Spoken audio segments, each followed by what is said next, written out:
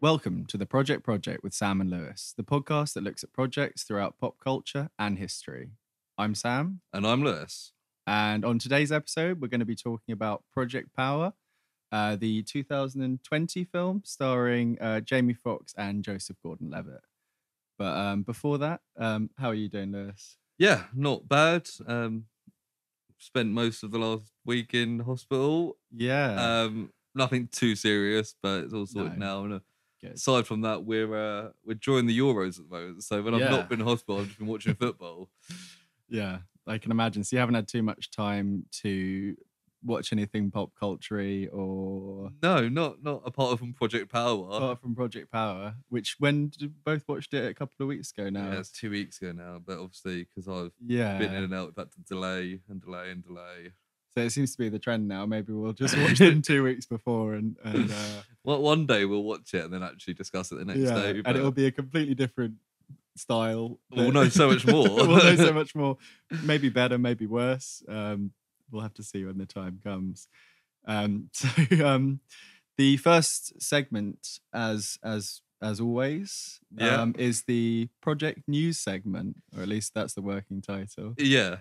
So I've looked up a couple of bits of news based on just searching project onto Google and seeing what comes up. So I've got a couple that I picked out. First one being a 200 turbine floating wind project off Scotland selects their supplier, which seems to be that they're going ahead with another set of big wind turbines off the coast of Scotland. Right, okay. It seems like now they've got that partner, it's just building it, and sooner or later we'll have a load more wind turbines. They said 2024 they're going to start building it, which, I mean, it seems a few years away, but for that sort of thing, they take quite a while to... Yeah, I can imagine. Go and done. But overall, I think that's a good thing. Build more wind turbines. I understand people quite often don't like the look of them and things like that. I mean, they don't always look great, but we've got quite a few down there. Yeah, like if we go down the beach, you can see hundreds of them. And I quite like the look of them. I think they look quite good. Yeah, at night it's quite interesting. I can see why people wouldn't like them, especially if you're maybe in parts of Scotland, it might be a bit more rural. Yeah. Having bright red lights out in the sea might not be so appealing, but living in a city, even if it's a small city like this, it doesn't really... It doesn't bother me personally. At the end of the day, they're good. It's good for the environment. It should hopefully keep us on this. I think this rock for a bit longer. Stop using fossil fuels is probably more important than your nice view. You heard it first. Project is pro environment, anti fossil fuels. Who would have guessed? When just before you go on to the next one, floating. Is that how they? Is that how they normally are? Because I imagine that they were down into the... I always assumed that they were just like built from the ground. They must be, surely. But like, I mean, it's just kind of said floating as if, they I float. think maybe it's like an oil rig where it does go down to the ground. Yeah. Because otherwise they blow backwards. Right? They would just fall over. No, they'd be propellers shooting away. I don't think they're that strong. Well, you never know. But yeah, I don't know. Like the picture just looks like a standard wind turbine. That's probably not a picture of that one. Yeah, because it hasn't been built. Yeah, it's a stock image. Yeah, pretty much. But yeah, can't complain about wind turbines being built. Cool. Really, that's some quite positive news. Yeah, and the other one actually is also a nice bit of news. Good. I was going to say, is it the other? Nice light-hearted projects this week. Like last time, it was we ended up in a political discussion. Yeah. So this time it's an environmental. Yeah. Message. So the other one is a Welsh D-Day veterans back gardening dig for victory project. Okay. So obviously in World War II there was the whole dig for victory campaign, which encouraged people to grow their own food to kind of save rationing and all that sort of stuff. Yeah. So a group of Welsh D-Day veterans have created a new scheme to basically encourage people to grow more at home. Right. Okay, in support of like veterans and stuff. It's just led by literally these three 97-year-old men who look 97. Yeah. But yeah, they're just creating this campaign for people to grow their own food at home, which, again, back on the environmentalist stuff, such of the problems is shipping and totally, things coming from that. Like, so carbon footprints and things like yeah, that. so And more, especially with trade agreements as they are with the we're in a big sticky B situation. word. No, I That's can it. imagine that we'll probably all need to be doing some Yeah, form of that at some point. And it's nice, like, it's nice when you see these people who are like, at the end of their lives, shall we say, looking forward to the Definitely. but looking forward to the future and doing something for the younger generation. Yeah, like you could easily be at that age. You're like, oh, it doesn't matter now. I'm going to be dead in a couple of years. But but good for them. Good. So nice. that's some positive projects today. Yeah, positive. Maybe it could be the positive projects. Maybe we could just positivity projects. Positive projects. Lovely. So, I think next we'll be moving on to just the main topic, won't we? Yeah.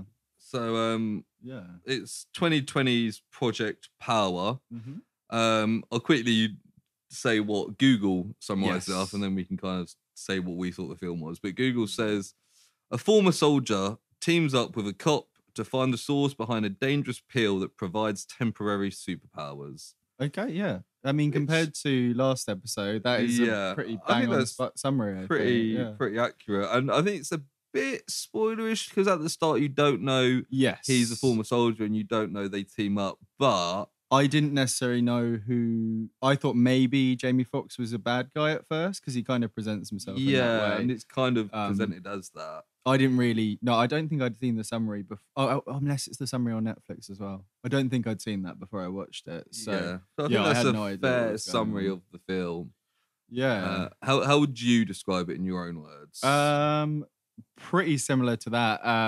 I'd say something along the lines of a new superpower drug is spreading through New Orleans, and Jamie Foxx and Joseph Gordon-Levitt got to team up with a kid to take down the very weak bad guys. I feel like there's I mean, we'll get into it when we go through it, but the actual enemies are quite minor, and I think that's kind of it's fine for the film, but yeah, I think it's more of it's almost not necessarily an allegory, but like there's a deeper meaning than I'm kind of rambling, but you know what I mean. I think a key point of the film, at least for the first half anyway, is that Jamie Foxx and Joseph Gordon-Levitt are going at it separately. One's totally. Kind of a rogue. The team up doesn't happen until like the third half of the film. The third act of the film. But Jamie Foxx's character is kind of on a one-man mission for personal stuff, whereas Joseph Gordon-Levitt is a cop that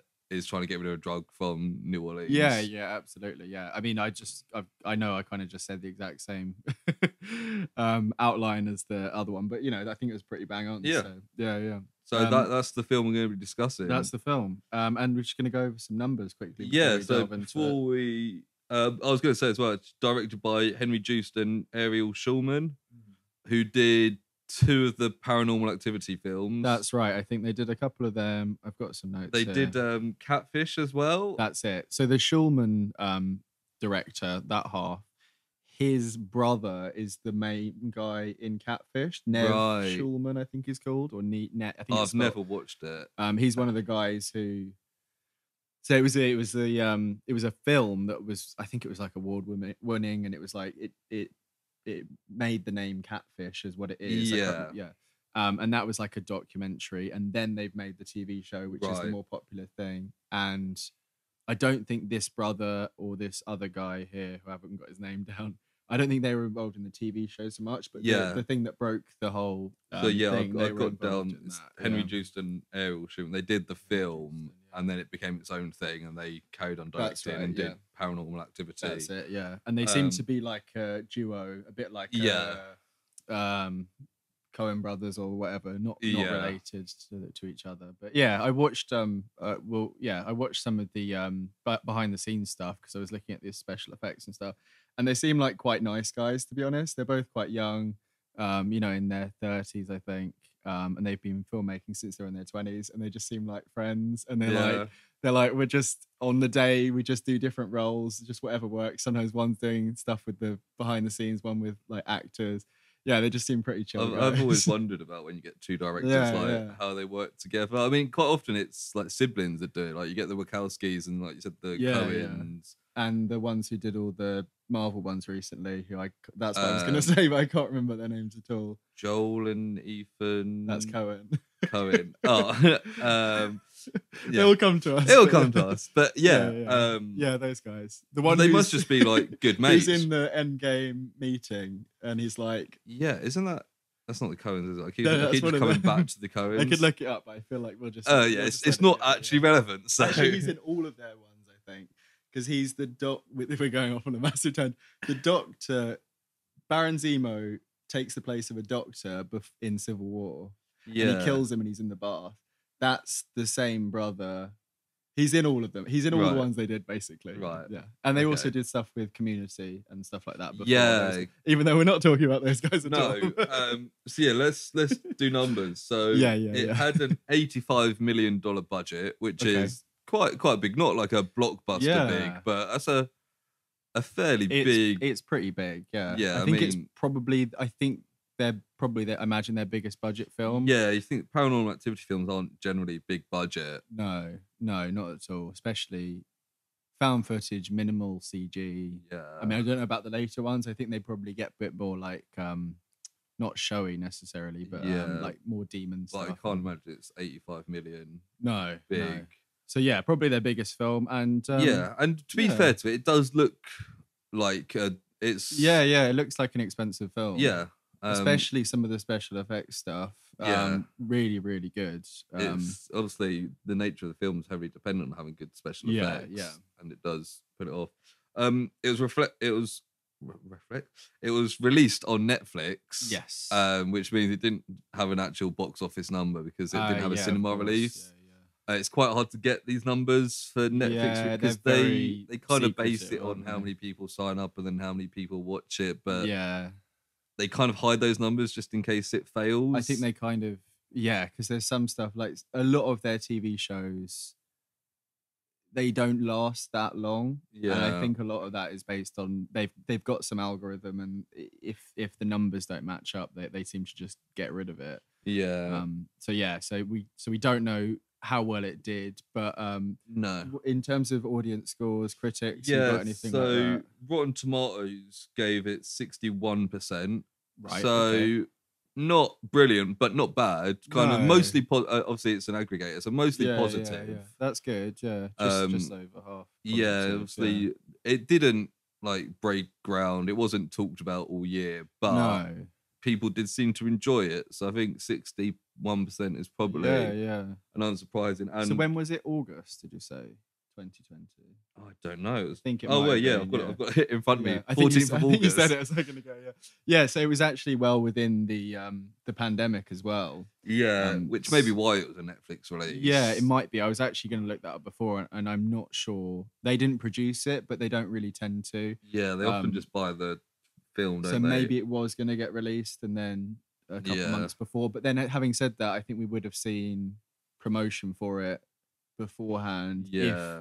If in those like 5 or so months it had changed hands. But like Netflix has tried to get into these kind of big budget films, like stuff like The Old Guard, which could have 5 years ago would have been a cinema release. Absolutely. Okay. Yeah. I mean, I think this year, I think every week they've released a new Netflix own film. So stuff like Army of the Dead. Yeah. There's been one. I think there's been one every week. What was it called? Wasn't Love and Monsters? Oh yeah, was that? Yeah, the one with was a Netflix one with the giant bugs. Yeah, I quite like that one. I thought that was really good actually. Quite funny as well.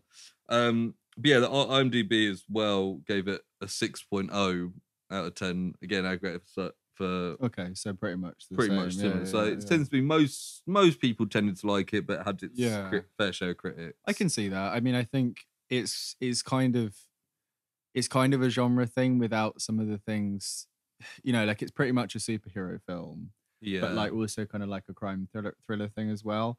So I can see maybe people who are big fans of either not necessarily finding everything they want in it, because it kind Yeah. of treads the line between. And I was saying to you just before we recorded that there was a bit for myself where I kind of tuned out after one bit. I think it was between like the second and third acts.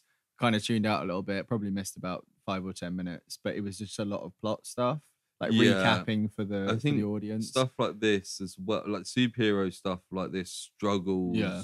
compared to kind of your Marvel and DC Yeah, films yeah, who yeah.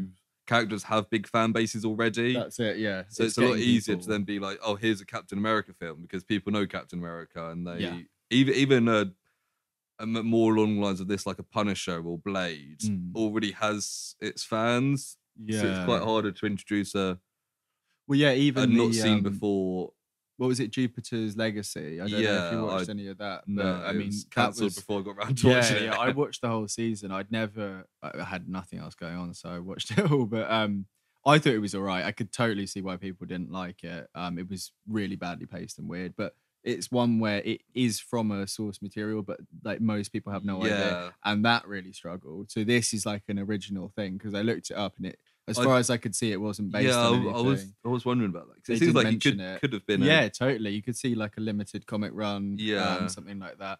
But yeah, I mean, when they talked about it in the little behind the scenes bits with the directors, they talked about it as a script that had been passed around. It was originally called Power, so thank God someone put that project on the front, because otherwise we wouldn't be talking about it now. It's interesting as well. Like, this film probably wouldn't have been made 10, 15 years ago, but because superhero films in general have become so popular, and they are kind of the defining thing of this generation, especially the MCU is now the biggest franchise of all time. Yeah, biggest franchise. But imagine biggest blockbuster. Imagine trying to the Avatar thing. Imagine trying to release this after you've got Spider-Man 3, Fantastic Four 2, and like Daredevil, like those kind of early 2000s. Yeah. Well, yeah. What do you think? So, well, I mean, if it had got through, it probably would have done better, because it would have stood out more amongst the. I mean, especially if those effects back in 10 years ago would have been like groundbreaking, I'm sure. But I feel like there just would have been less of a drive, both audience and creators wise, to make an original superhero film. Yes. Yeah. Yeah. But they did it, and yeah, they did it, and it was not bad. Yeah, we'll do some ratings and stuff at the end, but thoughts. Generally, I thought it was pretty decent, apart from that little lull in the middle. But so as we did last episode, we're gonna kind of just move through the plot, especially as we I did actually we watched the trailer before we started today, and I did make some notes on the trailer, because it kind of, aside from the superpowers, like, the trailer is quite clear about there's this pill that gives you superpowers for 5 minutes, and I was like, it's kind of a cool idea, but it seems fairly unoriginal at this point, because immediately 3 things jumped to my head, and there was things like Limitless, which isn't the same, but it is like the initial part is very similar, and then I also thought both recently in Falcon and the Winter Soldier and one of the Marvel Netflix series, might have been like the Luke Cage or Iron Fist, they had a thing where somebody takes a pill. Did they? I mean, I think you recently watched Falcon and the Winter Soldier. The whole I've seen that. Thing was they take a pill and they've got superpowers. Yeah. I mean, the only difference with this is the time limit, which works. It works well for the plot. It's an interesting idea. I feel like there could have been a little bit more tension around it, especially at the end. And some stuff which we'll get to when we go through, but certain things like Jamie Foxx's power, did that last for 5 minutes? Because it didn't look like it. I mean, that's I kind of felt like they put on this 5-minute thing, just so it's kind of a more original idea. It's kind of the novelty is that, because there wasn't really 5 minutes. I mean, we'll get to it, we might remember as we go. There wasn't really any bits where someone was like about to run out of time. There was, I think, one bit of Joseph Gordon-Levitt where he nearly died. To be fair, right at the end, right at the start, when he's chasing the guy, the bank robber guy, okay, fair. So they did a bit at the start, but then in the final kind of part, they didn't really revisit that kind of thing. There's quite a lot of this film. I'll speak about in the end, that they begin to say something and then don't fully commit. Yeah. And Like I feel like there's a lot where because of where it's set, there's a lot of things that they have to mention in terms of, well, they mention Hurricane Katrina quite a lot, don't they? Which is completely on brand with the message of, you know, people being left behind and stuff. Like we said, we'll get into it, but I can totally see what they're saying in terms of I've just realised they that touch. Is that what? that was one of my page of notes that I've somehow lost my book, so I'll just have to try and remember. Okay, yeah. What was the point I was trying to make? Lewis realised when we were setting up that his notepad, has a page or two missing. Yeah, like I had some other stuff in there that I took out this morning, so I was like, I don't need that; it would just distract me. And apparently, I take out my last page of notes for this as well. So the end part, Oh well, it'll be fun when we get to it. It'll be just like the film. The end kind of falls apart. So yeah, let's get into it. I mean, first things first. Yeah, power is a dumb name for a drug. It's the first thing I noted down. I mean, it does what it says on the tin. I'm sure there's an actual name for it. Yeah, but like drugs don't do what they say on the tin. Like you don't have some ketamine and then you're. I mean, ecstasy is. I guess, but then that's not what it's at. Yeah, I can see what you mean. But it's as a street name for something, which is kind of what they're going for. At least at the start, that's kind of what we was just fine. I first wrote down, I was like, yeah, that's a bit dumb. Because it's like, I'm going to take some power. I'm going to have some power. Like, it's very... And it's also, very on the nose. Then they can also do it as like, people taking back power or, you know, getting some power for themselves and that kind of thing. So the first note I've got on here is to do with the opening scene. Is the opening scene when the guy is kind of giving out the drugs, like the supplier is giving it out from like a dockyards or something. It's like something from like a Batman film or something. Bad guy, and he kind of explains it at the start. Does he? He does a little quick, or does he not really go into what it does? Test my memory now. There's a load of dealers, which we find out. I think it gives a brief like, this is what this does. Yeah, maybe a bit like vague, kind of like you can take the power, and then like Joseph Gordon-Levitt turns up to stop, like, do a drugs bust, or is that just no? So just after that, then we see the third character, who's not really the main out of the main two guys. The third person, who I think she's called Robin. And she starts rapping at the start, and and that's her introduction to her. And she's rapping about the drug. Quick note on her. The actress Dominique. Yeah, Fishback, I know. 29 years old. She's 29, and she's supposed to be like 15. And she looks 15. She looks like a 15-year-old playing a 15-year-old. Yeah, really. 29 years old. So she is doing something about to sell or something to a couple of guys. And then Joseph Gordon-Levitt turns up and like busts them all, and then lets her go because it turns out they're friends. And he's like a dirty cop because he buys some off her, gives her the bike. Yeah. There's quite a few, like, in the first like 5 minutes, like twists. Yeah, like, the way like someone's introduced and then it flips it a little bit and you go like, oh yeah. Because even the fact that it's not super clear what her relation, what's going on with any of the characters really. But it's established after that bit that she's a dealer, he's a cop, and he's buying off her so that he can find the source of the drug. He's kind of using the drug to take down the drug, which at the start he doesn't seem that clear if he's necessarily trying to get. Is he trying to get to the bottom of it, or is it? He kind of says it as like, if they're using it, there's got to be someone who can use it on our side as well. Yeah, that's kind of at least how he puts it. And then there's a scene where they're driving off on the bike, and the song that plays, I thought I really recognized the song that's playing, and it's a cover of Scatman. You know, I'm the Scatman. Is it? But it's a 2 Chainz and Lil Wayne version. Oh my god! That's something about it's like a drug version of it, and it's talking about like I can't remember the lyrics, but I like pretty much paused it and I checked it, and I was like, yeah, because it's got like a weird version of that. People do like whatever. But yeah. I think I missed it because there's lots of like establishing shots of New Orleans, which looked really good on the bike. Also at that point, there's on the radio, you hear like the news. Oh, and it mentions some of the powers, and I was like, that's quite a cool way of introducing and like teasing. It says something about somebody jumping or running really fast. Or yeah, something. And it's kind of teasing the powers without showing them. Which kind of we haven't seen anything at that point. Quite intrigued. And then Jamie Then it goes Foxx, to Jamie Foxx. I've kept forgetting all the characters' names. He's Major, isn't he? I think so. We don't know for ages, but I think he's just called that. Yeah. And he goes to meet a guy called Newt. Yes. So Newt is played by Machine Gun Kelly, who I don't know if you're aware of him at all. He's like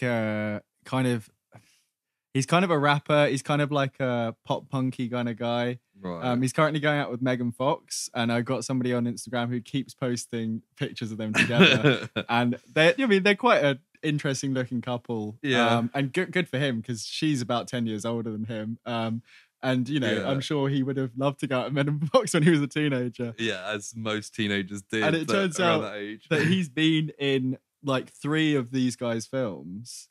I think he was in one of the Paranormal Activities, something else that I can't remember. Maybe they've done some music videos or something. So they've got like a working relationship.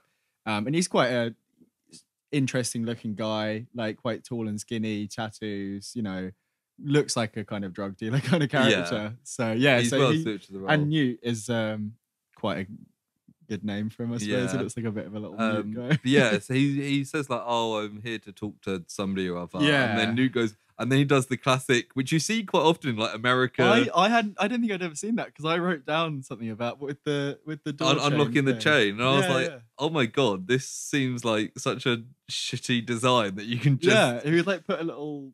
He put something like over the something. top so that when it closed and went across, he could pull the chain out and then just open the Yeah. door. Obviously, it was quite skilled because he's a skilled person. It's meant to It show turns that out that he's like a ex-army guy. Yeah. But I just made me think that looked a bit simple, a bit easy. Yeah. It also makes you think like, surely of those doors, you could just put your arm in with like a screwdriver and literally unscrew I think the thing from the wall. Yeah, I don't think they're supposed to open enough that you can reach through. I mean, if you had quite thin arms, or if you were like a child or something, you could you probably could. I mean, at the same time, if you're strong enough, you can probably kick it in as well at that point. But he was doing it in a kind of stealthy way. Yes, then he goes through like a pretty trashy apartment. And then there's the crocodile, which I imagine why he's got the name Newt. Oh right, yeah. And I just looked at it and I was like, that poor crocodile. Like crocodiles are meant to like live in like a block of flats. Apartment. Yeah, and I was like, there's no water in there. And as we know, that apartment's probably going to be hot rather than wet. Yeah. Because we find out that so he's approaching. Newt kind of realizes that he's not who he says he is, doesn't he? And does he? Does he surprise him while he's doing something? Newt's doing something, and like Jamie Foxx comes in with like a gun, and don't move, or whatever. Yeah. And Newt looks like really like fucked up. Oh He's got, like, half burns. his face, because we couldn't see him because he was hiding behind the door. Yeah, he's got like really like a Two-Face kind of situation. Yeah, he's got very burnt one side. And then There's loads of mobile phones around, but he gets a text on one of them. So Jamie Foxx grabs that one, because obviously that's his main one. But then Newt runs off. And they have like a chase through the apartment. Doesn't he? Yeah, do they chase him first? Yeah. He ends up in the bathroom. And then he like locks the door. And then there's the bit that we saw in the trailer, which I think is a line he uses another time, where he's got the gun and he's like, does it sound like I'm lying? Like, I'm going to come in and get you kind of thing. Yeah. And then like the fire starts. I think we see him twist the twisting pill thing's quite good. Yeah. Doesn't really make sense, but they do a little twist and then they pop it in. And I never quite figured out in this film, because some of them just put it in their mouth and some just swallow it. Because they twist it and just hold it between their teeth, and then you wouldn't show it off. And then that's swallow like it. a threat thing, right? Threat type thing, yeah.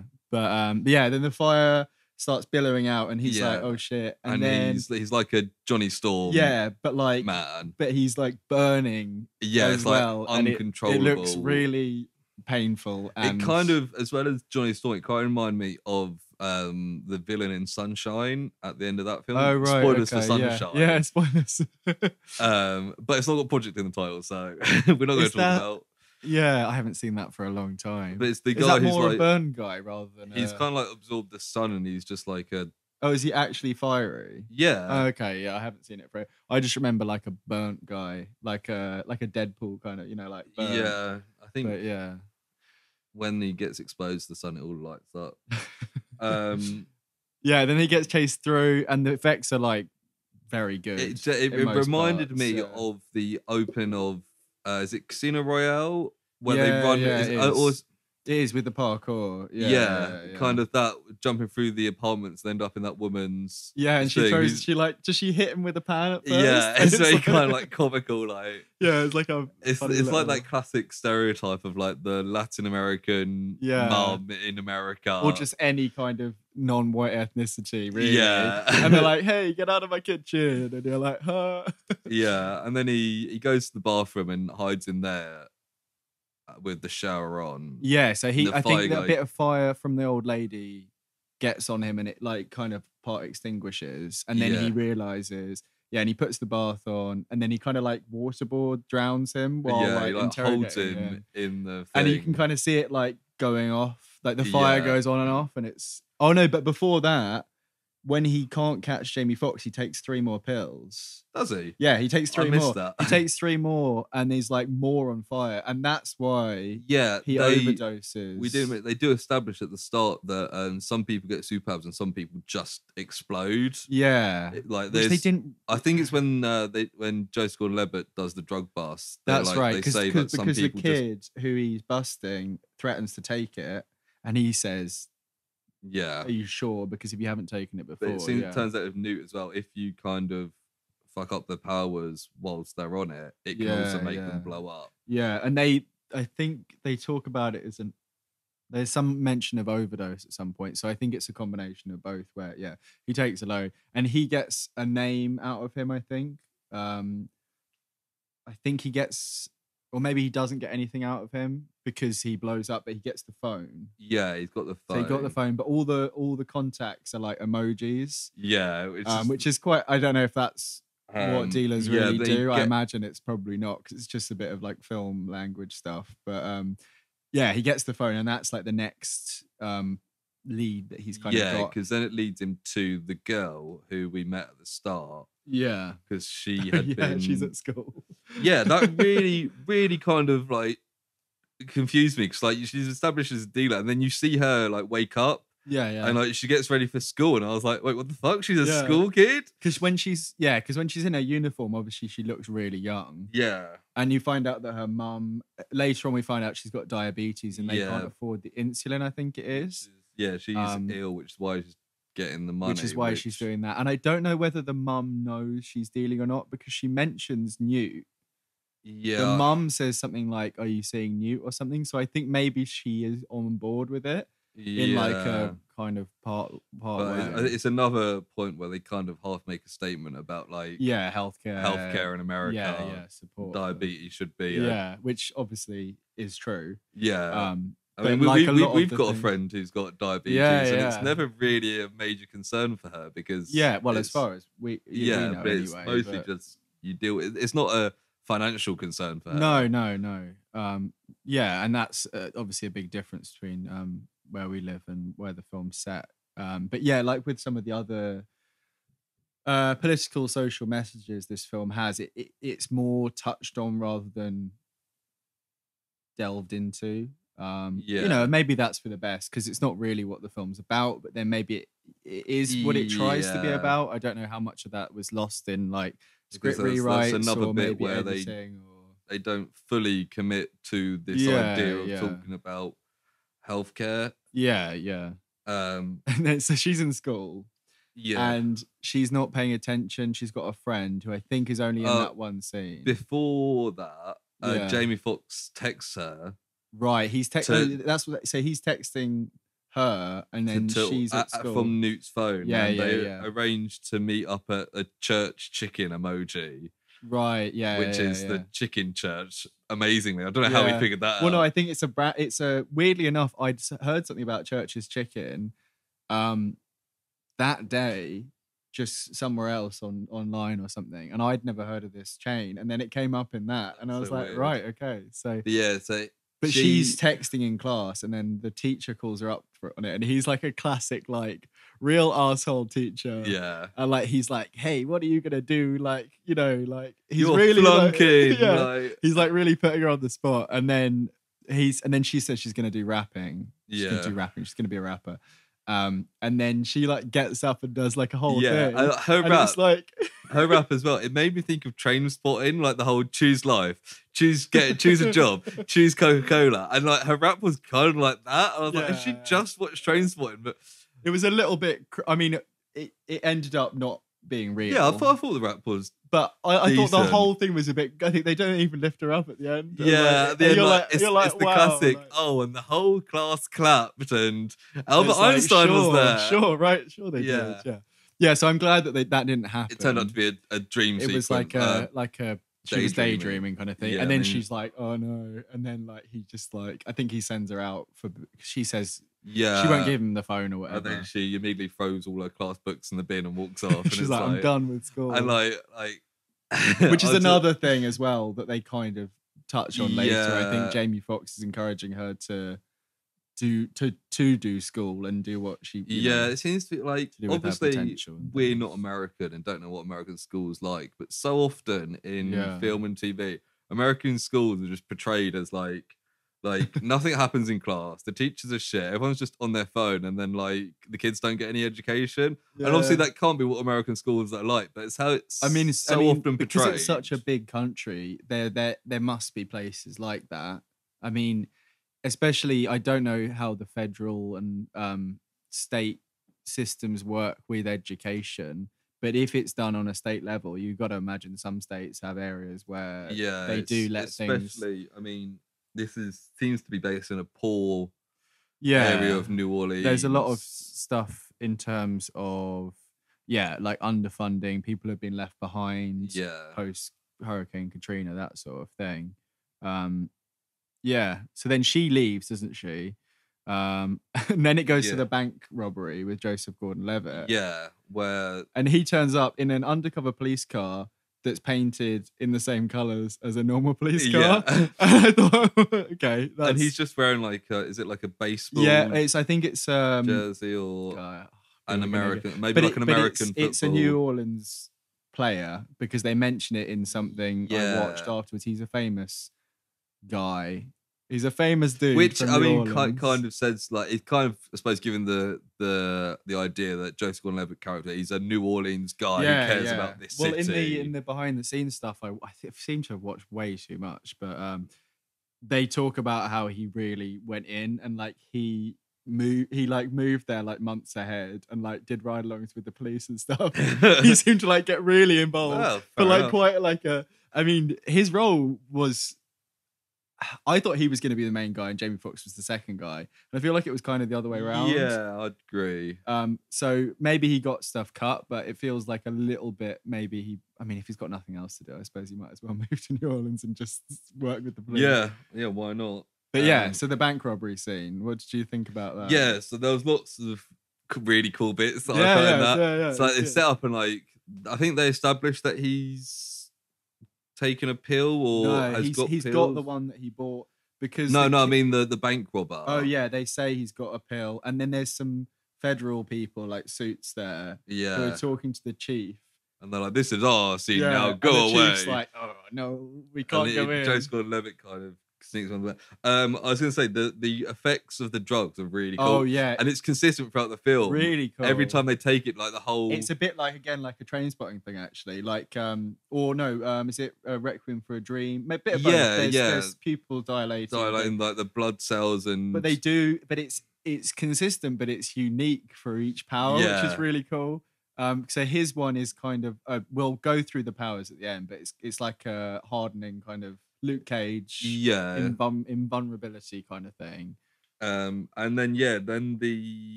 the guy runs out the bank. His power is that he's invisible or camouflage, like a chameleon-y, which also I thought looked really good because that was just like going to be CGI. He's probably just wearing a suit. And but like the actual effects of how you can changed see to him. everything. but Yeah, it like is- it's like a Predator thing, but more realistic. yeah, more detail because you can see like his features a little bit. And Yeah. what was really cool when he's running with the bags, because he's got like 2 duffel bags of cash.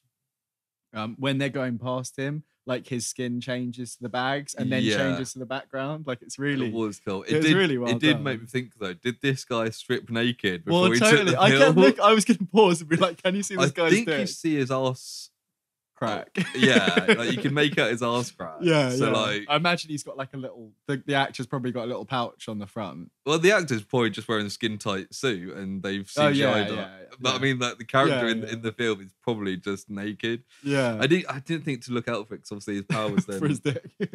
Yeah, but then it turns out. So then Joseph Gordon-Levitt chases them. They get to an alley and they have a fight. Oh, there's the naked guy gets on a bike and starts Oh, cycling, yeah. and then he gets on like a tram or a train, and then Joseph Gordon-Levitt gets on the bike and then yeah. chases him, and it's like, is it a little kid's bike? Yeah, Yeah, it's like a little girl's bike or something. as they always seem to be in these kind of situations. it's like, oh, a cop's on a little kid's bike. Yeah. Which, to be fair, is always quite. And a naked guy with 2 bags of money who's invisible was quite a good Yeah. image on there.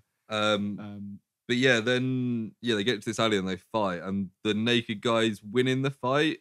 Yeah, I'm not end. quite sure Because it I gets think to a he point get- where oh, because he's invisible. Does he get the drop on him? yeah, and the end ends up with he holds a gun against Joseph Gordon-Levitt's head yeah. whilst the other police turn up. That's right. Yeah, And he shoots it, and he he's gets the, knocked he gets to the the shot, ground. and that effect's really that's very Yeah. like a Luke Cage Netflix thing. The shockwave, and it kind of hits his eye, like his eye. And I think his eye is bloodshot for the rest of the film, isn't it? Because we saw that in the trailer, didn't we? Yeah. That bit's really good. And that's where we have the tension with the timer, because he goes down Right, yeah, and he's yeah. not moving. and it's like because it's counting right down as and he hasn't shot him yet. Is that right? And then he shoots him like as it's about to finish. Yeah. But So he kind that's of- one thing we didn't yeah, mention. Joseph Gordon-Levitt, when he does it, he sets a timer on his watch. Yes, which everyone 5 seems minutes. to do. I think A lot of people, well, at least because a they couple know of the it's 5 characters. minutes. They've got like a 5-minute thing ready on their Casio watches. I don't know if they're Casio. I'm sure at least one of them must be. But then Joseph Gordon-Levitt turns out to be fine. He gets up and Yeah, he's got a bit of like a And concussion or whatever. gets the naked invisible guy. And then the chief is like, oh yeah, because then he gets up, takes him down or whatever, because he thinks he's been killed. Yeah, and then the chief obviously realizes because he's getting his wounds seen to or whatever. And I think the chief guy is like, you're off the squad or whatever. It's the real Give me classic. Give me your- your gun and badge. I literally was like, oh my god, like, is that what police really I say? know. Well, the thing is, I suppose if that's you got to give them the gun, and I suppose you got to give them the badge because otherwise you could Yeah. like. And then he says, Joseph Gordon-Levitt then really easily convinces him. And he's like, look under my hat. he's like, look on. He takes off his hat and he's got like a newspaper clipping about the case, and he's Really? like, In his hat? yeah. I wrote down. He takes his chief hat off as if he's like, this isn't on the books. That's the more I saw it as. I didn't realize he had Oh no, the newspaper clipping is in his hat, and then he gives it to him. He's like, and it's a picture of like Jamie Foxx. Yeah, and yeah, he's 'cause like, go after. He's like, that's all I wanted for you to like show a little bit of initiative, even though he'd already taken a pill and solved. Yeah. It's like there's a weird. It's but, that I mean, classic, like only a rogue cop can but save then this it case. kind of what's the word?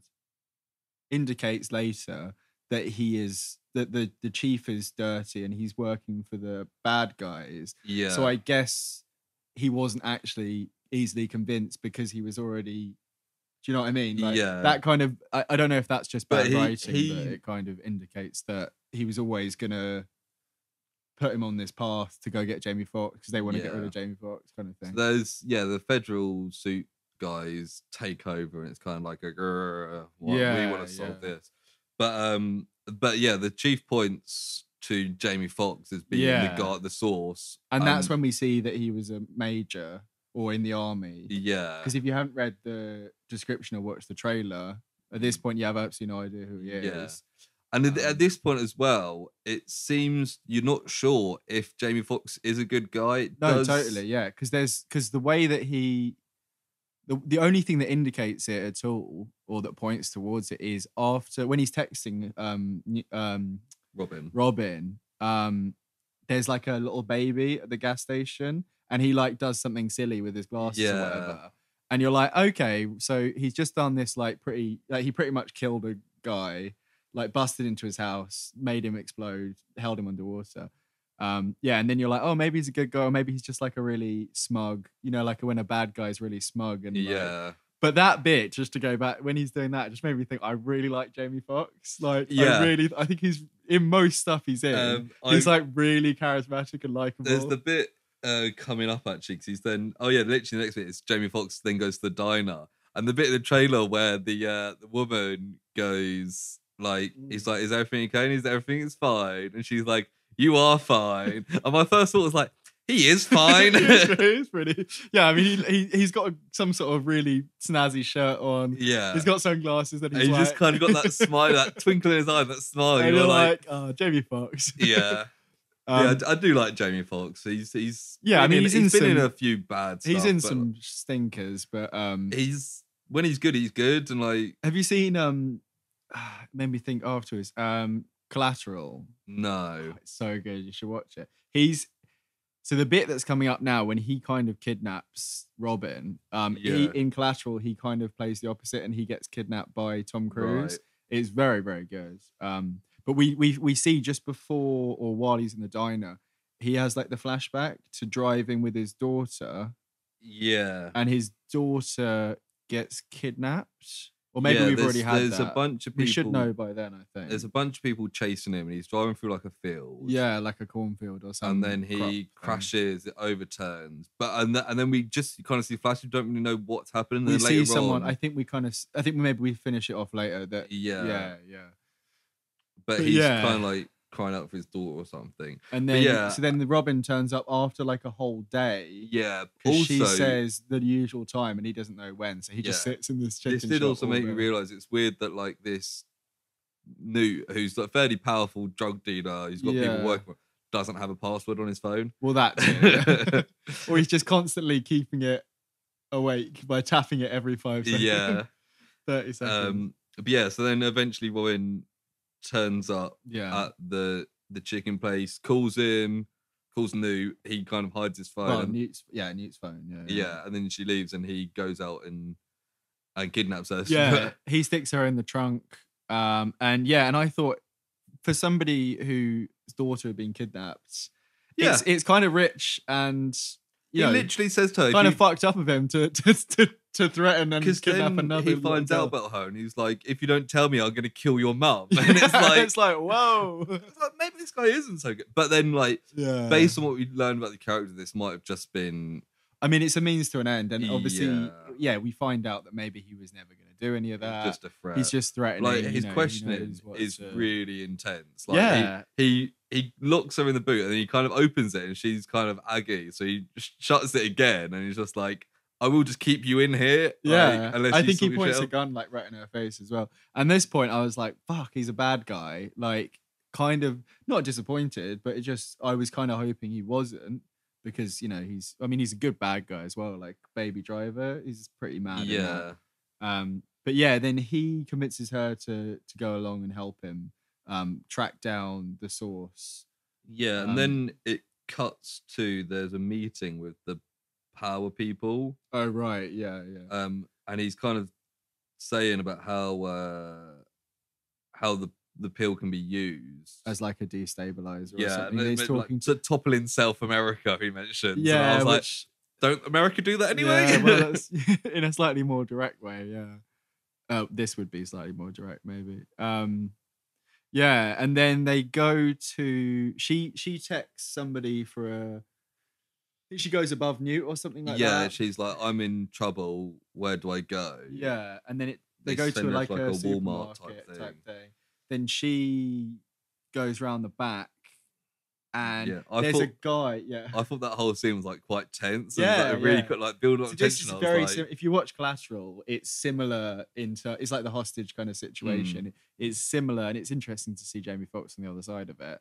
And then she goes around the back, and there's a guy who's got like loads of scars on his neck. I don't know if you noticed, and I immediately thought like, right, the second guy with like loads of fucked up scars, probably gonna have some sort of power. Yeah, at this point as well, Major Jamie Foxx has followed her in, but then there was someone buying something that distracted him. That's so right, he yeah. didn't see her go into the back. So he's like a little bit out of the loop and he has to go after her. Yeah.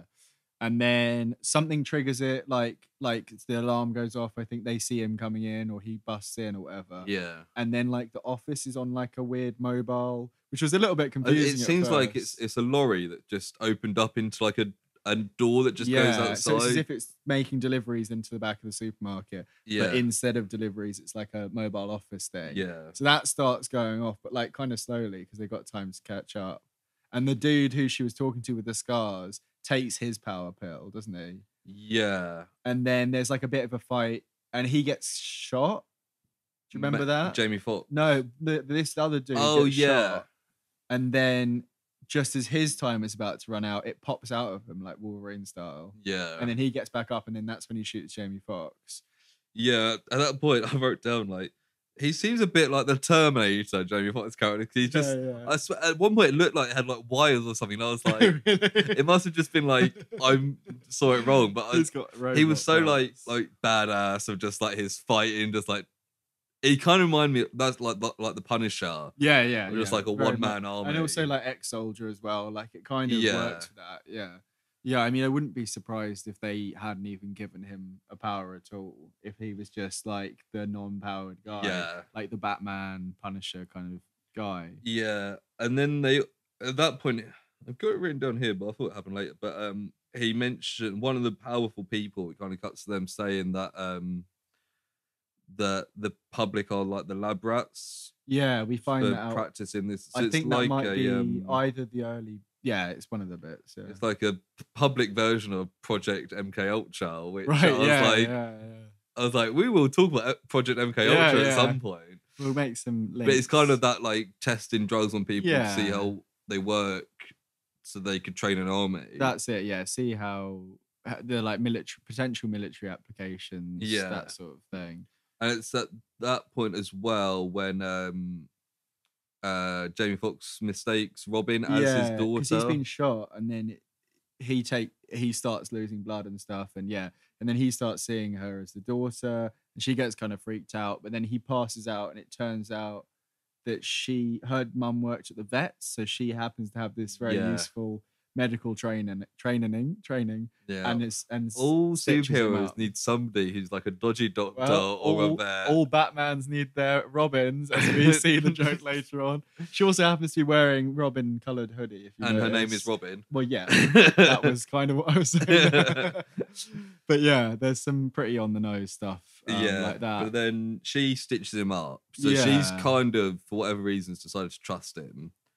Because he kind of went back for her, and it generally seems like the other people are the bad guys. Yeah, I think he kind of convinced her somewhere between when the truck was driving off with her, and when he like kind of took a bullet saving her and stuff. Yeah, but they have like a whole talk where she's like, "I'm done with everything." Like you were saying, she's kind of given up on school and stuff, and she's going to potentially carry on dealing. Actually, one thing you were saying about the questioning in the boot, she's saying like, I'm just a kid, and he makes a pretty harsh but decent point where he's like, no, you're like selling drugs to people, like you can't claim innocence here. He's like, you're going to be treated exactly the same as anyone else, which is like, fuck, like and that's like, brutal, but like brutally honest, kind of like she is literally selling drugs. Like she, she's well aware, as she says later on, one of her friends died from it. Like it's she knows what she's really doing. Messed up that she's doing it. I know she's doing it for a good reason, but it's still messed up. And they have like the second career talk, so it's like the nice version of what the teacher was saying. And then she mentions the rapping thing. Before that though, we've cut to Joseph Gordon-Levitt. It's a really weird scene, which I think is one of my favourite things in the film. So he stitched her up, and then it cuts to Joseph Gordon-Levitt. I think it's actually he gets shot, and then it cuts to this scene. Yeah, because he's text Robin, and she's not replied. Yes, because Jamie Foxx has got her phone or something. Yeah. So he goes to her house to see what's going on, and these men in suits are there again. So they kind of berating her. So his plan, he sneaks in the bathroom window, takes all his clothes off, gets himself like wet, wets his hair and stuff. puts a towel on, and then walks out and starts talking with like and this he's like, "Hey, accent. honey." Like, "Hey, honey, who are these people?" And then it's great. Like, yeah, he's just he starts asking all the questions about badge numbers and stuff, which yeah. kind of throws them. Even though surely, if they were really dangerous, they could have just been like, "Fuck yeah, you." but then he starts filming as well. And he said this is a yeah. live stream. Right, yeah. So like, what are your badge numbers? Why are you here? And they start being like, "Whoa, like, they're like, give him a bit of a warning." And then they leave, and he runs out after. And my first thought was like, Are you going to chase him and get dressed? But he throws. Yeah. He puts duct tape on her phone. phone. Yeah, he's like, "Can I have your phone?" Does like a Find My Phone thing, use it as a tracker. But then, because she doesn't know who he is, and he says, "I've got a professional friendship with your daughter," who, bearing in mind, is about 15 and he's about 35, 40. And she goes, "Okay," and then lets him have the phone. I think. Like, yeah, it made me think like. At that point, I was like, I hope she knows that Robin's a drug dealer. Yeah, if she doesn't, because she could be a prostitute. Yeah, absolutely. And that's what it sounds like. I'm sure. I mean, like we were saying earlier, if she knows who Newt is, the mum, then I imagine she's somewhat in the loop, and that's probably why. But at the time, I was thinking, what the hell is going on? Yeah, it's just that shot of Joseph Gordon-Levitt coming out in a towel with that southern accent. Oh yeah. I was just like, this is you kind of great. see where it's going, but it's like it's very bold. Yeah. And it's like, I don't think this is I fully thought it wasn't gonna work and he was gonna have to like fight them in a towel or something. And it turns out he's got like shorts on under the towel, so he's not naked, luckily. He can fully commit to that. Or unluckily for many of us. So then we've got a tracker on their car now. Yeah. We, the audience. And then it goes back to the vet bit. The vet. She then talks about rapping. And he says, but that's before that is when it's revealed that her mum's got diabetes. Oh right, that's when we find out. And it's like, it's the no health insurance is why she's doing all this. Right. And you're like, fucking healthcare in America, right? And then he kind of makes a point of like you're doing all this stuff isn't just bad, but like it's hard being a young black woman in America anyway. Yeah, it's like, it starts to get quite political, and he's like, like you're at a disadvantage by firstly being black and secondly being a woman in America. It's always going to be against you. So if you're putting yourself in this criminal life, you're putting yourself on the wrong path, basically. Yeah, exactly. Even if it's making money temporarily, basically convinces her to do something better. I think he talks about finishing school first or something. Yeah. But and he's like, "What do you want to do?" And she's like, "I'm going to be a rapper." And then he calls her Cardi C. It was like a really, It kind of, I mean, it dates it in a way, but also, I mean, I wouldn't be surprised if his character was like 10 years behind on pop culture anyway. Like, imagine like the Punisher would reference stuff in like the 80s. Just he's like, because actually we don't really know when it's set. Because I think one of the post Hurricane Katrina is all we really know. But I think somewhere it says I saw something like not so distant future. But and then we see for the first time since she kind of raps to herself at the start. She does like she doesn't just rap. She's like, give me a word. She's doing like a freestyle thing, isn't she? And she's good. Yeah, she is really good. Yeah. And he gives her like really hard words. Yeah, like one of them's like xylophone, one of them's like anesthetic or something like that. Yeah, and then she just nails it. And she nails it, and like and he does like her face at first, like where he's like. And he's like, ooh, and then he does like his little like and it's like, okay, cool. And then I thought I think he says something then, or someone says something where it's like her power is rapping, and I was like it's like a bit annoying, and like because we've skipping ahead a bit, she never takes the pill, and so we never see what her power would have been. Power is rapping. And I think even the song at the end, it's like my word is my power or something, is like the song that she's singing. It's a little bit on the nose, but so then those two drive to the docks because it turns out she finds out that there's a new she found out when they're at the Walmart or something that there was a new delivery or something at the docks. They decide to drive. Wait, they don't go to the docks. they must go to not the docks. It's the place where the demonstration's happening. Is it? Yeah, or maybe they go to the docks first. The docks is where it ends, isn't it? Yeah. I've got here. For some reason I've written drive to docks, but without any context. Oh, you know what? They talk about before then. So it's the classic lesson at the start of the movie is relevant to the plot because they're talking about fetal alcohol syndrome in her lesson that she's not paying attention to. Yeah. And then Jamie Foxx tells us that he was one of the people, he was experimented on pre-power pill to make the pill as a Marine or something like that. Yeah. And then he had his daughter shortly after his service, she had some sort of latent. We get the whole backstory then with his daughter. And that's why she was taken, because she started showing. Yeah, I got a little bit confused about the whole chicken or the egg thing. So I was like, they seem to imply that they get a lot of the power for the power pill from his daughter. Yeah. But the daughter's got powers because he was experimenting on for the pill before. Yeah. I mean, also at some point a little bit later, they talk about how all the powers come from animals. Yeah. So I don't really, it never really all links up. Was it a thing that they were experimenting for a while and then kidnapped his daughter because they found out about her and she was kind of the final piece of the puzzle? Yeah, I think I imagine they were doing the experiments on the soldiers. He had the kid had the powers, then they used her to make the pill. Yeah. And maybe between her and the pill, they do something with animals to. Yeah, we find out this flashback with him driving in the cornfield. Yeah. These men in suits drag his daughter out of the crashed car. Yeah. And he's been looking and he for her ever recognizes since. Like the big bald guy with the beard. Yeah. And he's the guy who he's got a photo of.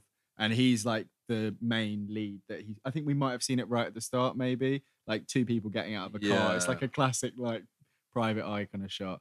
And this is when there's like the Batman and Robin reference. Yeah, and he's like, this ain't a movie. And it's like I hate it when people say that in films. Because it's like, haha, look how clever we are.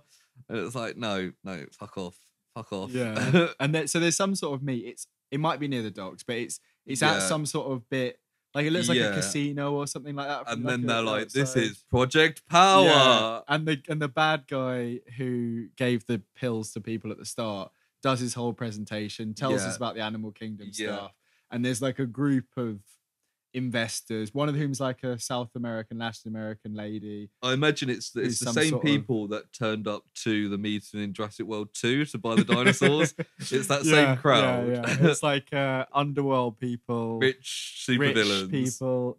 There's a guy who looks like an ugly Sean Penn, the guy who steals the bike off. Who actually I looked up afterwards, because he's in one of the behind the scenes. And he's a YouTuber. He's like 40, and he was like one of the first big YouTubers. Didn't recognize him at all. I just thought he looked like an ugly Sean Penn. He's done quite a lot of stuff online. So his fans are going to attack us now. I know. Yeah, I don't know. We don't even know what his name is. It's Joseph Gordon-Levitt. That's what you're talking about, right? But yeah. So actually, speaking of Joseph Gordon-Levitt, Jamie Foxx goes in, and this is when he says, "You're not Robin. You're not my Robin. Stay out," kind of thing. Yeah. And then he goes in, gets the bouncers, basically sneaks in, and then Joseph Gordon-Levitt turns up because he's followed the tracker to the same place, and that's when the three of them kind of So Robin talks to Joseph Gordon-Levitt, and she's like, he's in there, but you can trust him. He's a good guy. Yeah. And he's like, "How do you know that?" And she's like, "I just do." And he's like, "I don't believe you at all." Yeah. So later on, they have a bit of a but then we get the brutal murder that Jamie Foxx does. When he sneaks in and he sees a security guard, and he's like, "Come over here." And there's like an ice sculpture of like a dragon. Yeah. And he stabs this guy's head through like the tail of the and it's like and then right through like the bottom of his mouth, kind of like in it's like Hot Fuzz. Yeah, with Timothy Dalton. In the model village. Yeah. And it's like, but then also the blood then starts dripping. Well, that's a bit later, which then comes. Yeah, that's how they get. Because the guy doing the whole thing, I think he's called Biggie, which is a bit of an indication of his power. He's doing his whole thing. He name drops a couple of things. One of them's the Wolverine frog, which I thought, right, that's not real. But It totally is. Nice. And I've got some stuff here which I can go through now, or I can save it for the end. Maybe we'll come back to that. Do it when we do the I'll go through the powers and stuff at the end. But yeah, it's totally a real thing. And they're talking about stuff hidden in our DNA and things like that. Yeah, it's kind of that like Lucy, where it's like we're not using our full potential. So you just have to mix us with some animal blood, and we suddenly sprout claws or whatever. But then there's the demonstration. They do a demonstration. Right? So the couple that we actually saw outside, who bump into Jamie Foxx. The woman is then used as the demonstration. She's put in kind of a an isolation thing you can't get in and out of, and she's given the pill. She's got ice power, but they have to. And he goes just like Frozen. Yeah. But then they have to whack up the heat. Yeah, so it's like they talk about it as temperature regulation or something, or thermal. Yeah. I've got it. We'll go over them later. But it just turns out she's got a shit power. She's got a terrible power. Unless she's in there, she's dead. Yeah, because when it gets broken later, she just freezes to death and just shatters, doesn't she, basically? But there's a really cool bit. So the blood thing that you were talking about. Yeah. So that someone's, what is it, a waitress or a barmaid or bartender is filling up a drink. So it turns out you get water from this ice sculpture. Yeah. Then she goes to fill it up and the blood just comes out. And then she's like, ah! And then it kicks off. Action. Jamie Foxx jumps out. Starts fighting, and a lot of it is filmed from inside. Yeah, the tank I love that. That was really cool. Because the thing gets broken, so then she's not regulated anymore. So she's just freezing and she's stumbling around, panicking. Yeah. Whilst all this fighting is going outside of this tank, you see it from her perspective. Yeah, so it's kind of like around. It's kind of distorted from my curved glass as well. I thought it was really cool. It's pretty well done, and because it's the bits you see are very like John Wickish, you know. It's like lots of like close quarters with shooting, because it's all kind of like powerful underworld people. They all start shooting at each other as well. Yeah, so there's just it's just a mass brawl. But from her perspective, as she's panicking and eventually dies in there, she freezes to death, and then it carries on going. And then I think Joseph Gordon-Levitt turns up. No, then it's like everyone's either escaped or dead, and it's just Jamie Foxx and the Biggie guy. Yeah, and he's got his gun at him. And then Joseph Gordon-Levitt comes in. He's like, drop the gun. He like ruins the bus. And he's like, you fucking kidding me? And then Biggie lives up to his name, takes a pill. He has one hidden in his little necklace, doesn't he? Yeah. Which is or a necklace, I think.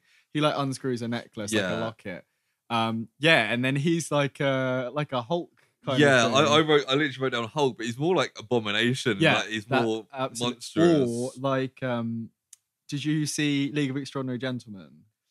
Like years ago. But Mr. Hyde in that is very like lopsided and kind of it's like that kind of thing. Which I thought was pretty cool. And then they kind of run away from it. They together. do a bit like the Avengers where Black Widow's running down the corridor. It's a bit like that where stuff's getting smashed. And like the corridor's not big enough for him, so the corridor's just collapsing around him. Yeah. And then he knocks some gas and then takes the gun and shoots it, so it all explodes. Yeah, and then that guy's like gone. Bits of him like fall down and stuff. Yeah, and then Joseph Gordon-Levitt arrests Jamie Foxx. Right, and he's like, he doesn't. And then they're driving. And this is when I tuned out. Like, which is okay. So Lewis's notes have run out, and I tuned out for this whole scene. So I'd like to say it's a coincidence, but I literally ripped the page out. But they're driving along, and Jamie Foxx is then explaining this big conspiracy to Joseph Gordon-Levitt. He's like, "There's these powerful people putting these drugs out into New Orleans." Because Jamie Foxx saw the presentation, from the guys. They're doing Project MK Ultra for real in public. And he kind of gives, unless Robin's already told him the backstory. I don't think Robin told him much at that point. I think he kind of fills him in because he's probably driving him back to the. Yeah. And then they get to the train tracks and the train comes along and he's like, look, your boss is dirty. Yes, that's when he finds out that. If you drive us back now, we're both dead. Yeah, he's like, you're being made to deliver me. Yeah, and like obviously we know what he's saying is true, but Joseph Gordon-Levitt very quickly. Again, I've written also easily won over. Like, Yeah. within Like, this 5 is minute a ride. massive conspiracy theory that obviously it's easy for us because we know it's true. Yeah, But from his yeah. point of view, it's just like, this sounds like nonsense. But he believes it. And then more police turn up, the train goes, Yeah. and there's he's not in the car, but Major Jamie Foxx is. Oh right, I was not watching. I think it was on my Yeah. phone for some Like reason. off camera, they've come up with a plan, and he snuck out and run so away while from the the train, car. right? Okay, yeah. And then just Wait, Jamie Foxx is in the Joseph car. Gordon-Levitt left the car. Yeah. Right. Weird, isn't it though? Because isn't it? But then they arrest Jamie Foxx, and Joseph Gordon-Levitt meets up with Robin. Because then they turns out they've hatched a plan of one man on the inside. Oh, because he's going in. Then they go to the docks. Because there's some indication. There's some indication of what Jamie Foxx's power is at some point. Yeah, and I think maybe that's part of their plan. he's like, it's super Yeah, powerful. yeah. The bad guys have now got Jamie Foxx and have taken him to the docks. Yeah, that's it. Yeah. And Joseph Gordon-Levitt turns up with Robin like on the outside, and they've got some sort of plan, but we don't know what it is yet because it was done whilst we weren't looking. And then he approaches the gate, tries to blag his way in. Oh yeah, does the same thing. There's some whole thing of a Clint Eastwood thing, is it? Oh yeah, it's like a bit of a running joke because they've got like Levitt. him and Robin have now got earpieces, and he's like, they he does a things Dirty Harry thing. Yeah, it's like a do you feel lucky kind of situation. Yeah, but then he takes his pill. And I think he's taken it already, and then the old security guard, goes and checks, and then comes back and just shoots him. Yeah, and then they drag his body in, so he's now inside as well, which kind of defeats the point of it a little bit. But when they've shot him, his earpieces come out as well, so then Robin isn't in contact with him anymore. Is that right? Okay, yeah. And because she thinks he's just been shot. She also doesn't know what his power is or what he's taken it or anything like that, I don't think. And then this is basically the climax of the film. Yeah, it's quite a lot of I've action lost my page stuff, of notes. I'm just trying to. Well, so what I remember is, so I don't know how Robin gets in, but she ends up in the control room, and she's kind of like the so person. They get in there, and Joseph Gordon-Levitt and Robin get in the control room together. Something must have happened. So he fights his way out. And she sneaks in whilst other shit's going down. Yeah. And the whole time Jamie Foxx is like he's been interrogated. Tied to a chair, being interrogated. I thought they were gonna do the James Bond. They're whipping the balls. Whipping the balls, yeah. The big guy, the bald guy he was looking for, turns up at some point, and he like recognizes him. Yeah. And I think this is where we get the villain, who I can't even picture her face, but she's just like a middle-aged white woman. Yeah, I think she's white. She's like very memorable. Unmemorable. Yeah, and she's some sort of political / secret service, private sector person who seems to be in charge, but makes no real like impression on the audience at all. And she's in charge. She's kind of telling them to, I think once stuff starts going down, she tells them to get the boat out of the docks. And so there's kind of like a bit of a countdown to it leaving. And so they set off the alarm then because they know. Yeah, at some point the alarm gets set off, and Robin has to leave where she is in the control room. Because she was in there opening doors. She was opening the doors. Because what they were doing is they'd look up at the camera, the bad guys, and say, open hatch 16 or whatever. And then whoever was up there. And then after Joseph Gordon-Levitt and her take over, she's doing it for him. And then at some point she stops doing it. Yeah, because the big guy realizes she's in there, and he takes his, and he's just like a strong guy. And there's a bit in the trailer where he's punching the door. Yeah. And she then puts an axe in the control thing and escapes down the hole. Everything. Yeah. So then nobody's got control of the doors. Yeah, and then another guy who's like a Mr. Fantastic, twisty, bone stretchy man. He takes his pill and starts attacking Joseph Gordon-Levitt. Yeah, do you remember this? And like he's more of a bendy guy than like a stretchy guy, but he kind of chokes Joseph Gordon-Levitt, and his arm is kind of stretched around more than normal, a bit like a Stretch Armstrong kind of thing, more than a Mr. Fantastic. And there's a bit of a fight in a corridor, which was like, you know, it was all right. It was not one of the better bits. And then Joseph Gordon-Levitt finds Jamie Foxx in that room. Well, just before that, he does his threat where he puts his in it. So he somehow got his in his teeth the whole time, his pill.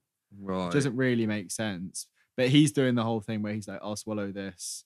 And he talks about his power, which is based on the pistol shrimp. And he talks about how they vaporize the water. Do you remember any of this bit? Kind you look of. at me very blankly. Yeah, I know. Basically, he threatens the guys who are guarding him. Yeah. And they all let him go. And then the big guy, the bald guy, turns up and is like, why did you let him go? And then Joseph Gordon-Levitt turns up, and then there's like a bit of a fight against the big guy. Yeah. And I don't really remember what happens. I think he just gets shot. No. Yeah. So between them, they kind of fight the guy, and Joseph Gordon-Levitt's got like a shotgun. Right. And the big guy goes to like swing at Joseph Gordon-Levitt, so he throws the gun to Jamie Foxx, who then shoots him in the face when his chest turns. Because then you get the shot where you see this guy on the floor and like his whole like chest or face has just been caved in. Yeah, kind of. I don't shotgun. really remember that. Yeah. And he's just like, that's gruesome. He has like some like He says like some line, and it's like, ah. So then it's those two. Yeah. And meanwhile, Robin has discovered that Jamie Foxx's daughter is on board. Yeah, and she's got like kind of glowing eyes, or like there's an indicator. I mean, we know she's got some sort of powers. Yeah. There was something that I saw afterwards. Apparently, when you first see her, there's a plant that like regrows when she walks past it. Oh, because we kind of find out that at least one of her powers, if she's got more than one, is like a regenerative, healing other people type thing.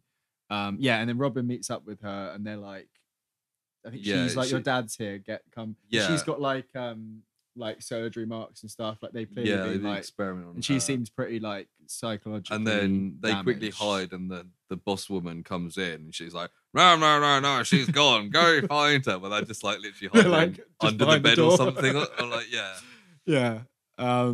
And then they all kind of meet. They all go outside, right? Yeah, they kind of all meet on like a helicopter landed on the boat. Like kind of the and it has that moment where Jamie Foxx sees his daughter for the first time, and it's actually quite emotional. Yeah, there's some. Yeah. But do you know what it also reminded me of? That bit in Doctor Who where the Doctor sees Rose for the first time when she comes back, when the Daleks are there, and they run towards each other, and then the Dalek shoots the Doctor. Right. Okay. So because of that in my head, I was like, "Oh shit!" It's like because it was emotional, and I was like, "Oh my god, like too good to be true," almost kind of. But then they do just like hug, and it's like it's a really nice moment and then something happens where then there's the Wolverine guy.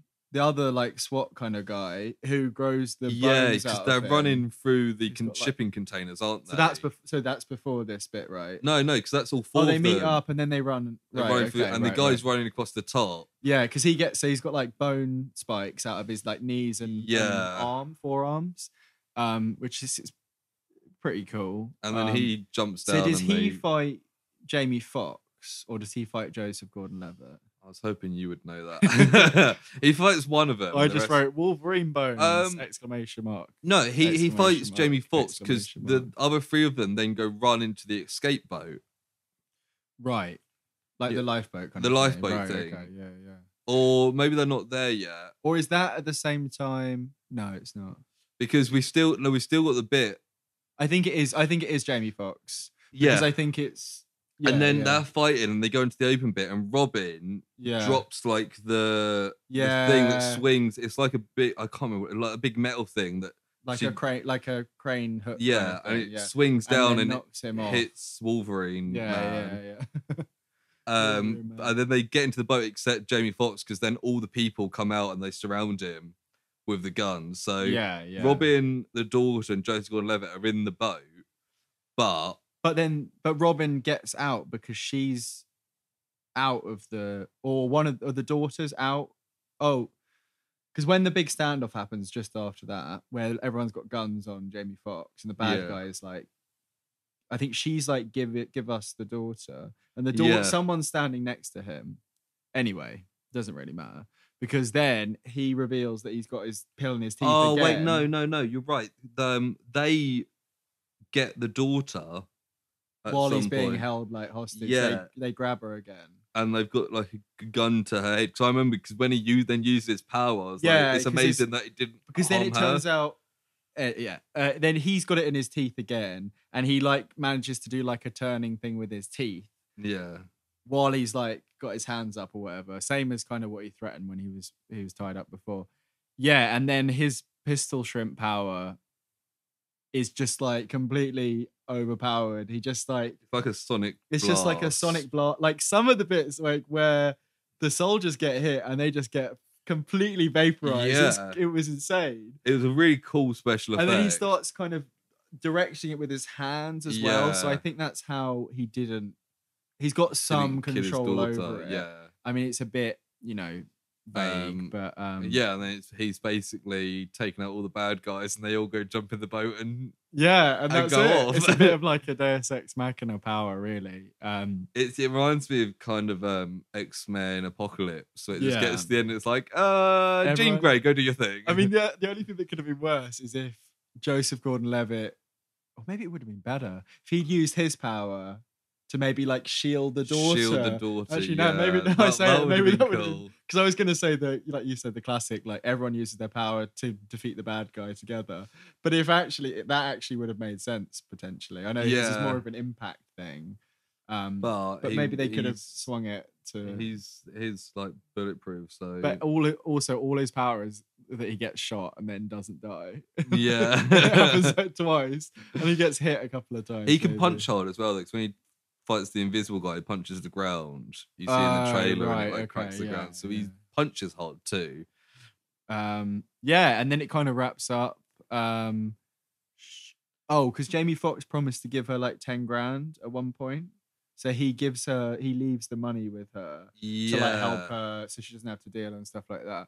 And then she comes back home with the soup that she promised to get her mum. Like the morning, it all happened in one night. The last time they saw each other. Yeah, and I was thinking like, that poor mum, like she's on her own. She's suffering from diabetes, and no one's like.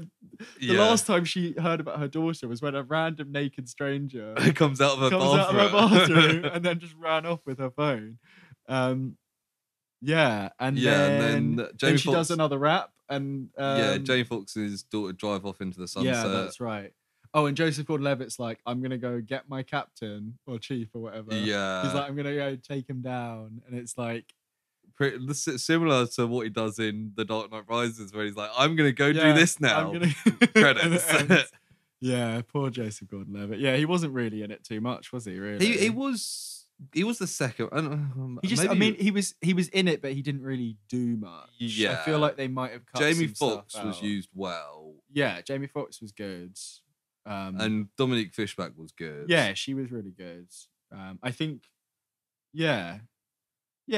I mean, speaking of X-Men, as you mentioned earlier, I think I've written here that it was kind of like a good X-Men movie, like a bit more low key. Yeah. But you could imagine like a film like this being set on like the sidelines of the X-Men universe. Yeah, where instead of it's a pill, it's just mutants. Or even maybe the pill was like gave you temporary mutant powers or something, and it kind of that could be a thing. Yeah, like it's overall government trying to do mutant stuff, but overall I enjoyed it. I think one of my major criticisms of it was the fact they said loads of things without properly saying it. Yeah, so like they talked about we skipped over one of the couple of mentions of Hurricane Katrina. Yeah, so my list for the top head was the government's poor response to Hurricane Katrina. Yeah, they go to mention it without fully going into it. They say something like it's just like Katrina all over again, or something. There's a couple of bits like that. There's the healthcare in America. They start to talk about without fully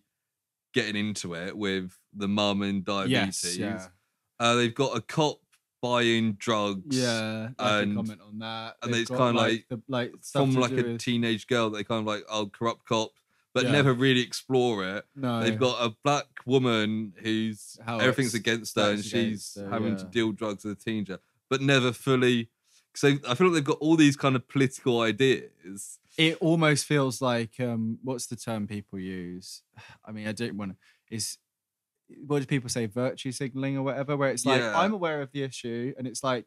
Okay, so are lots of people. Like I'm not saying that they're doing that, but it when you put it on the table like that, it feels a little bit like I don't want to say like woke culture or whatever like that, but it, it's almost, if you're not going to say something original or meaningful about an issue, Yeah, I exactly. wouldn't say don't bring it up at all. But when you bring up all these issues It's just, without it's making a comment bringing on it up them, for the sake of bringing it up rather than actually saying anything about it. which is just a bit weedy, really, isn't Yeah, it? it's just kind of like, weird. people complain about healthcare in America, so let's make a point about healthcare being bad in America. Yeah, I mean, especially the fact that the whole thing was to do with like pharmaceuticals and stuff like that. Yeah, They could, and I'm not a writer, I don't know what, but they No. could have done something more. And I with get it surely. because obviously it's not the main part of the film, so No, you it's don't a want to spend super- too much time it's a on these superhero thing issues. at the end, isn't it? Really, But the fact they do make a point about these issues, but then kind of forget about them 5 minutes later, it's they don't really explore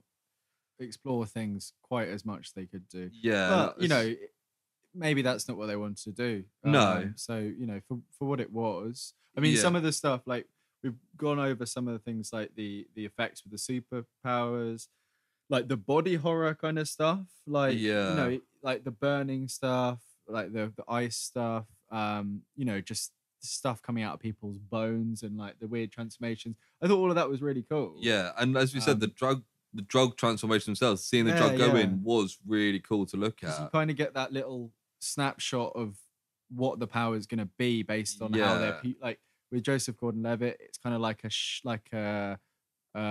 shell kind of. His eye kind of turns like a glassy kind of. You know what I mean? Like you can see like a scaly kind of thing almost. Yeah. The effects were all really cool. Stuff is really good. And thoroughly enjoyed watching it every time. And they didn't just, it wasn't just at the start they'll do this and then the rest of the film, what it's like. So like, in like Iron Man, you'll see him put his suit on once at the start of the film, and the rest of the film he's just wearing it. They do the one big showy scene, but in this they do it every time, and and it doesn't get boring. It's cool every time. It was good, especially like we were saying, the first time you see someone take a thing. Although maybe the one that you don't see maybe is the healing guy, who's not really a proper character. The one who I don't know if we see him have like an actual transformation, but maybe they didn't know how to show that. Which is, and also anyway. What do you want to do now? Should we go through? Because I've got the whole list, I think, in order of appearance of. Let's do that, and we can go through. Do you want to do some sort of ranking, or not ranking, but maybe a rating? Maybe. Because some of them, like how cool or how powerful they are. But it's something to do with the practicality as well, maybe, because some of them, like the ice woman, or the fire guy, it's like you wouldn't want them really. We could just do, for each one, we say cool or not cool, practical or not practical, and powerful or not powerful. Okay, cool. Okay. And the winner will be the one that ticks all 3 boxes. Okay, well, I'm not going to keep track of these, so we'll just have to try and figure it out. Okay, so the first one we see is Machine Gun Kelly as Newt, and he has the firepower, which they call thermoregulation, which doesn't really label it, and also is one of the only ones that doesn't have a very specific animal that goes with it. A lot of the other ones they either name it in that little presentation, or you can kind of piece it together. I think it's more supposed to be like animals that can control their body temperature. But I mean, this one, so what was the first one? So cool or not cool? I'd say it's cool. I mean, you look at Johnny Storm is the coolest character in Fantastic Four, and he's basically the same power. He is cool. In theory, it's very cool. Yeah, practical, very low. Yeah, because like it doesn't actually make him better at fighting or anything. No, to defeat him, he just needed a bath and a shower, and it doesn't seem like he can necessarily project it out of him. He can't really just kind shoot. of burns everything down around him. I'm surprised that his apartment wasn't more burned. I don't know if there's poor indication. Crocodile. Not practical and powerful, somewhere in the middle, probably. I'd say it is. There's a lot more powerful things you can do, because as you said, because he can't project his flames. I mean, he could probably just get shot, right? Yeah, if someone just got, which you could say for quite a few of these, but So I'm leaning towards not powerful. Yeah, if it's out of the two, then yeah. Which makes sense as the first one. Cool, not practical, not powerful. Yeah. Like just showing off the powers. Goes into the fact that it almost if the first one was Jamie Foxx's one, then it puts the wrong message almost, because it's like, oh, this is great. Like you can just kill everyone. You can't have a super powerful one first of all, because you need to build up. So yeah, that's the first one. Who was next? So then the second one, I'm gonna put the robber next, because we see his invisibility before we actually see Joseph Gordon-Levitt's strength thing. Yeah. You see what I mean? Yeah. Yeah. So his is based supposedly on octopus camouflage. Right. Which kind of makes sense. You could say chameleon as well, but they show an octopus in the presentation. Yeah. So what was the first one again? Cool. Yeah, it's I'd say cool. it's cool. Again, it's a Fantastic Four character, isn't it? Yeah. Oh yeah. Again, yeah. So the first two. Oh, you know what? Yeah. Okay. Yeah. Carry on. But yeah, I would say it's cool, but also not just because it's cool to have that power, but it looks cool as well on screen. That's probably the. So should we do a fourth one as well? That's too much. Let's just. I would say cool is both cool and visually cool. Yeah, just generally cool, and I would say he is cool. These categories are.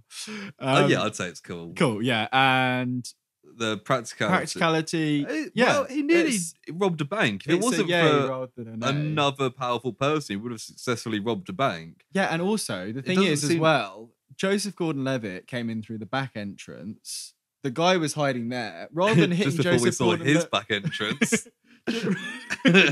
Rather than hitting Joseph Gordon-Levitt, surely he could have just gone out the door that he came in, and he would have gotten away with the money. It's just because the guy was a moron. But yeah, I'd say that is a practical. Because, yeah, I mean, yeah. Without you could only really use stuff like that for bad things or immoral things. But But we're not here to judge the morality. And it's also the thing that you do need to strip down naked to use, which after 5 minutes could be a bit awkward. Yeah, and somewhere that's not New Orleans, maybe somewhere more north of the equator might not be such a nice place. Of course.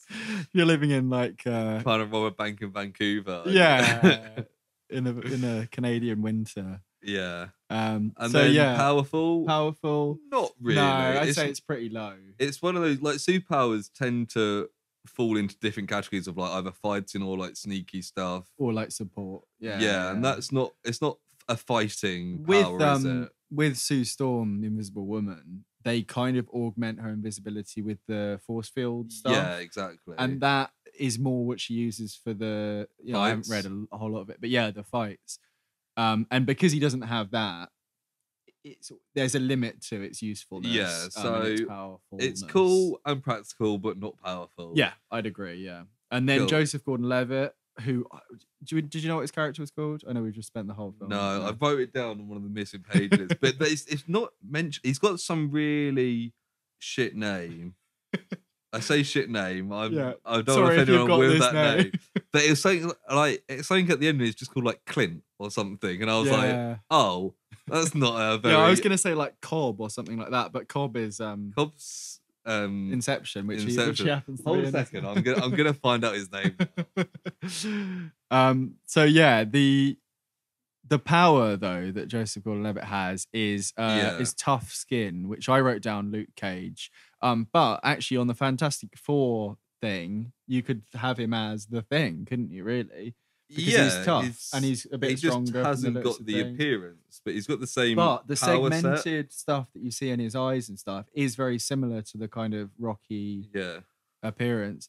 I think it's based on some sort of shelled or scaly thing, is what it's supposed to be going for. I've just found out his name's Frank Shaver.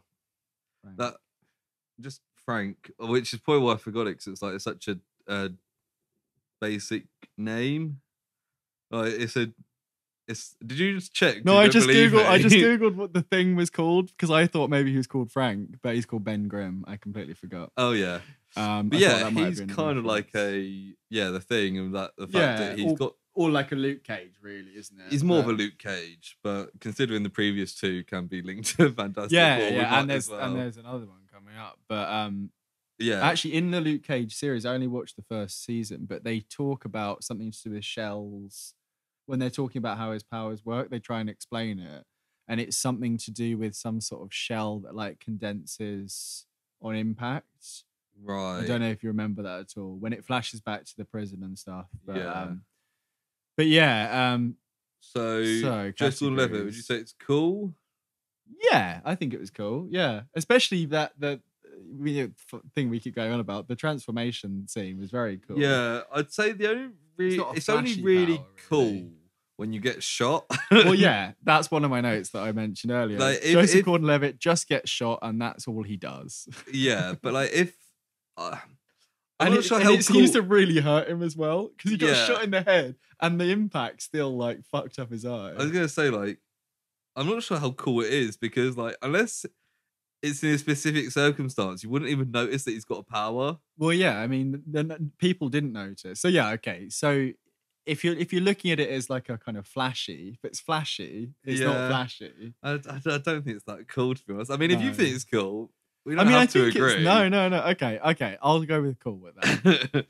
And the practicality, I'd say specifically for his job as well, it is a practical. It is for his. He uses. I mean, you look at the bank thing, and he does use it for his job, and it works for his job. It well. I mean, the only thing is with the whole 5-minute timer, if his whole thing is getting shot and it still hurts him, it's very specific situations. He'd have to, but it also means he can just fight. He can win fights because he's generally strong. And he could go into a knife. He could go into a knife fight, I suppose, and just beat up a guy. Yeah, I suppose in that sense. Yeah. Practical, especially for his job. Yeah, and powerful. Not compared to some. Yeah, like I'd say if we're doing yay or nay, it's a nay on that one. Especially the fact that. I don't know if it was supposed to be that his powers were winding down, but that headshot that leaves his eye bloodshot and he's like concussed or whatever. Yeah. Like if a pistol to the head, like imagine if it had been a shotgun to the head, shotgun to the face, like would he actually have died? Yeah, like I think there's a limit to it, which is good for the film and for the plot, but yeah. As a power, I don't think it's particularly powerful. You know? Overall, we're split on whether it's cool or not. It's practical but not powerful, which isn't like the best for one of the main characters. No, but I think it does work for the film. Yeah, I think they could have done more with it, but I think it kind of works. I think the practicality is the main factor for it in terms of the film. Yeah. So the next one is that I haven't got a name for him. The henchman with the healing powers, who I've written down Wolverine. Right. Yeah. So not the later Wolverine. Not the later Wolverine. Wolverine. So it's Wolverine 1, who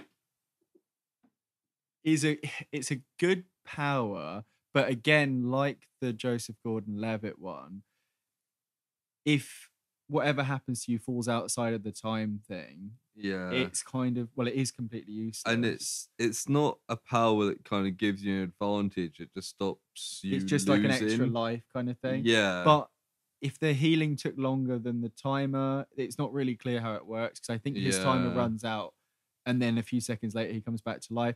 Bit unclear. He's not really a proper character in it. He's just kind of there, I think, just as another power, really. Yeah, I mean, I had forgotten about him until we spoke about him earlier. So would you say it's cool?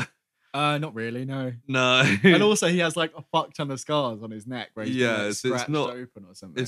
It's not really that effective either. No, it's not like Wolverine's level of healing ability. No. I mean, it pushes the bullet out and stuff, so it's got So I don't think it's that cool. Practical, not really either. Again, it's one of those that, like, it's good to have if you get beat in a fight, but it's not going to win you a fight. No. And also maybe, so do you think if he'd been really badly hurt, he could take the pill and heal? That might be quite useful. Yeah.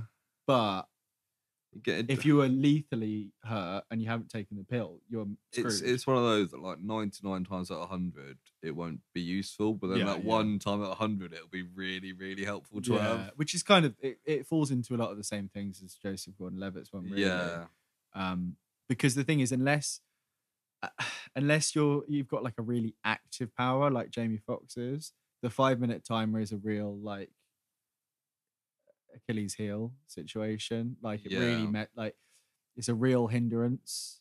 Um, So yeah, are we saying no for I don't think it's that practicality? practical. No, Yeah, no, I don't think and it's that powerful. practical. I mean, in theory, yeah, you can die and come back to life. So I Yeah, suppose it but I'd say it struggles. I don't think powerful is the right word to describe it. It's like right. it's really good and helpful, but like, is it a show of power? Like, would you look at No, him and be like, "Wow, he's so powerful"? no, especially not after like the 100th time when he's like Yeah. completely covered in scars and like his. Like, so have you seen the old guard?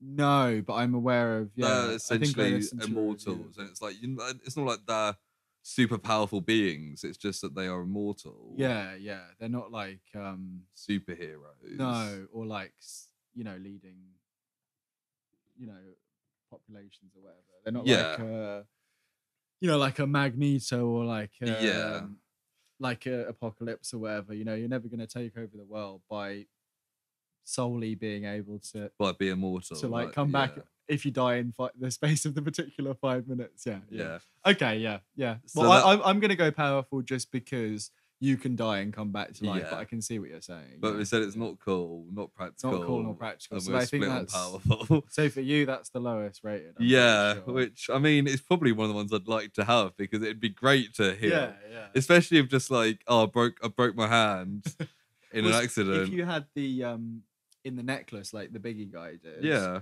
that would be great. You might die still because you didn't use it at the right time, but yeah. having the But ability. it could be things like, oh, when I was a kid, I broke my arm. Just quickly pop the pill, your arm gets fixed, you carry Well, on like yeah, yeah, normal. that's true. Yeah. So And who's then we've next? got I don't have her name either. The woman at the demonstration, the ice powers, Icewoman, yeah. another thermal Uh, regulation I one. was gonna say Elsa, Yeah, I but I was. can't. Is that what she's called Yeah, in Frozen? Elsa. Yeah, I wouldn't be surprised if they called her that in the cast list. To be honest. Yeah, Um, but yeah. So her power was that she would be really really cold, but it also seemed to imply that if she is in that room, then well, that's what happens when the room stops regulating her temperature. She literally freezes to death. yeah, that's right. So whether or not it's cool or not, it is quite literally cool. I was wondering when that one was going to come up. So I mean, yeah, it kind of writes itself. But Yeah. in the colloquial use of the word "cool," do you think it's cool? I think if it wasn't like an instant death thing, it would be it's quite cool. showy. Like, who's the X-Men character who's Bobby Iceman. Iceman? Yeah, like he's Yeah. quite cool, like his powers. So like the powers when they're done like that are quite cool, but I think It's with this woman it's not that cool. yeah, it's the same as with the Sorry, I keep getting a phone call on there. It's the same as with the fire guy. If you could control, well, not quite the same. If you could control it better, if you could use it for projectiles, that sort of thing, Yeah. it would be great. But as it is, it's pretty limited. And she's called Candy, so she's not called Elsa or anything. Oh yeah, I think I can't remember that actually. Um, So yeah, I don't think it's cool really. No, I don't think it's her particularly versions of it. cool. Practical, definitely not. no, Because she needs to be in a confined yeah, chamber to it's even one of those survive. ones where if she was in the Marvel or DC universe, she'd have like a Mr. Freeze style suit or something like that. Then maybe it would be quite useful. Yeah. But Or like Frozone is an extremely cool character who's essentially the same powers but slightly different. But like either I mean, maybe it's the fact. Maybe she would, if she controlled them, she'd be. Maybe she can control them. She just couldn't. Yeah. But from what we see, yeah. I mean, it's. I think it's quite cool, but not at all practical. Yeah, Not at all powerful. We practical. don't really see her having any powers except No. making glass freeze. And It's one of those ones. In theory, it it is very powerful, but from what we see, it's not at all. So Yeah. actually, this is probably the worst rated. I think overall. it's not cool, not practical, not powerful. Yeah. Partly because she essentially kills her. Yeah, it essentially does. Yeah. It's the same as if the fire guy didn't Just burn up and died. If he didn't immediately. overdose, and he just died anyway, kind of thing. It's pretty much that. And then we've got Biggie, who is like a Hulk / Abomination kind of thing.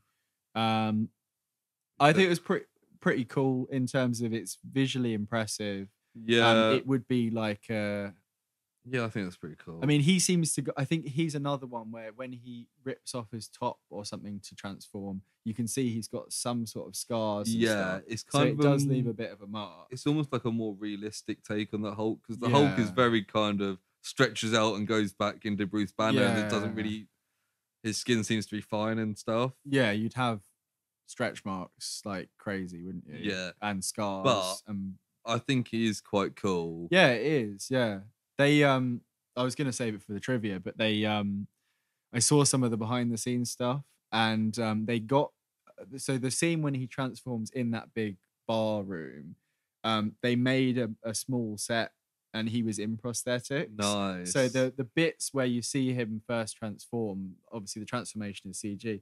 There's some bits when he is in the suit, and then the corridor part is all purely CG. Which is a lot of work for like a couple of seconds. Yeah. Maybe they cut some bits out there. But yeah, I mean, I think pretty cool. Visually it was pretty cool. Practicality. Yeah, I'd say. Like in that situation, he was basically had somebody wanted to kill him and a cop, both pointing guns at him.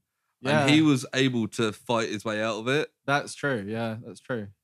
Yeah, so I suppose practicality. I mean, we don't know how the D transformation works, but he's done it more than once, and he seemed okay. Yeah, he seemed to have his. It also stuff may together. Be a factor as to why he's kind of this powerful person. Well, yeah, totally. Yeah, to move on to the next one as well. Powerful, I think, definitely yes. Yeah, he's probably it may well be. I mean, his name is clearly.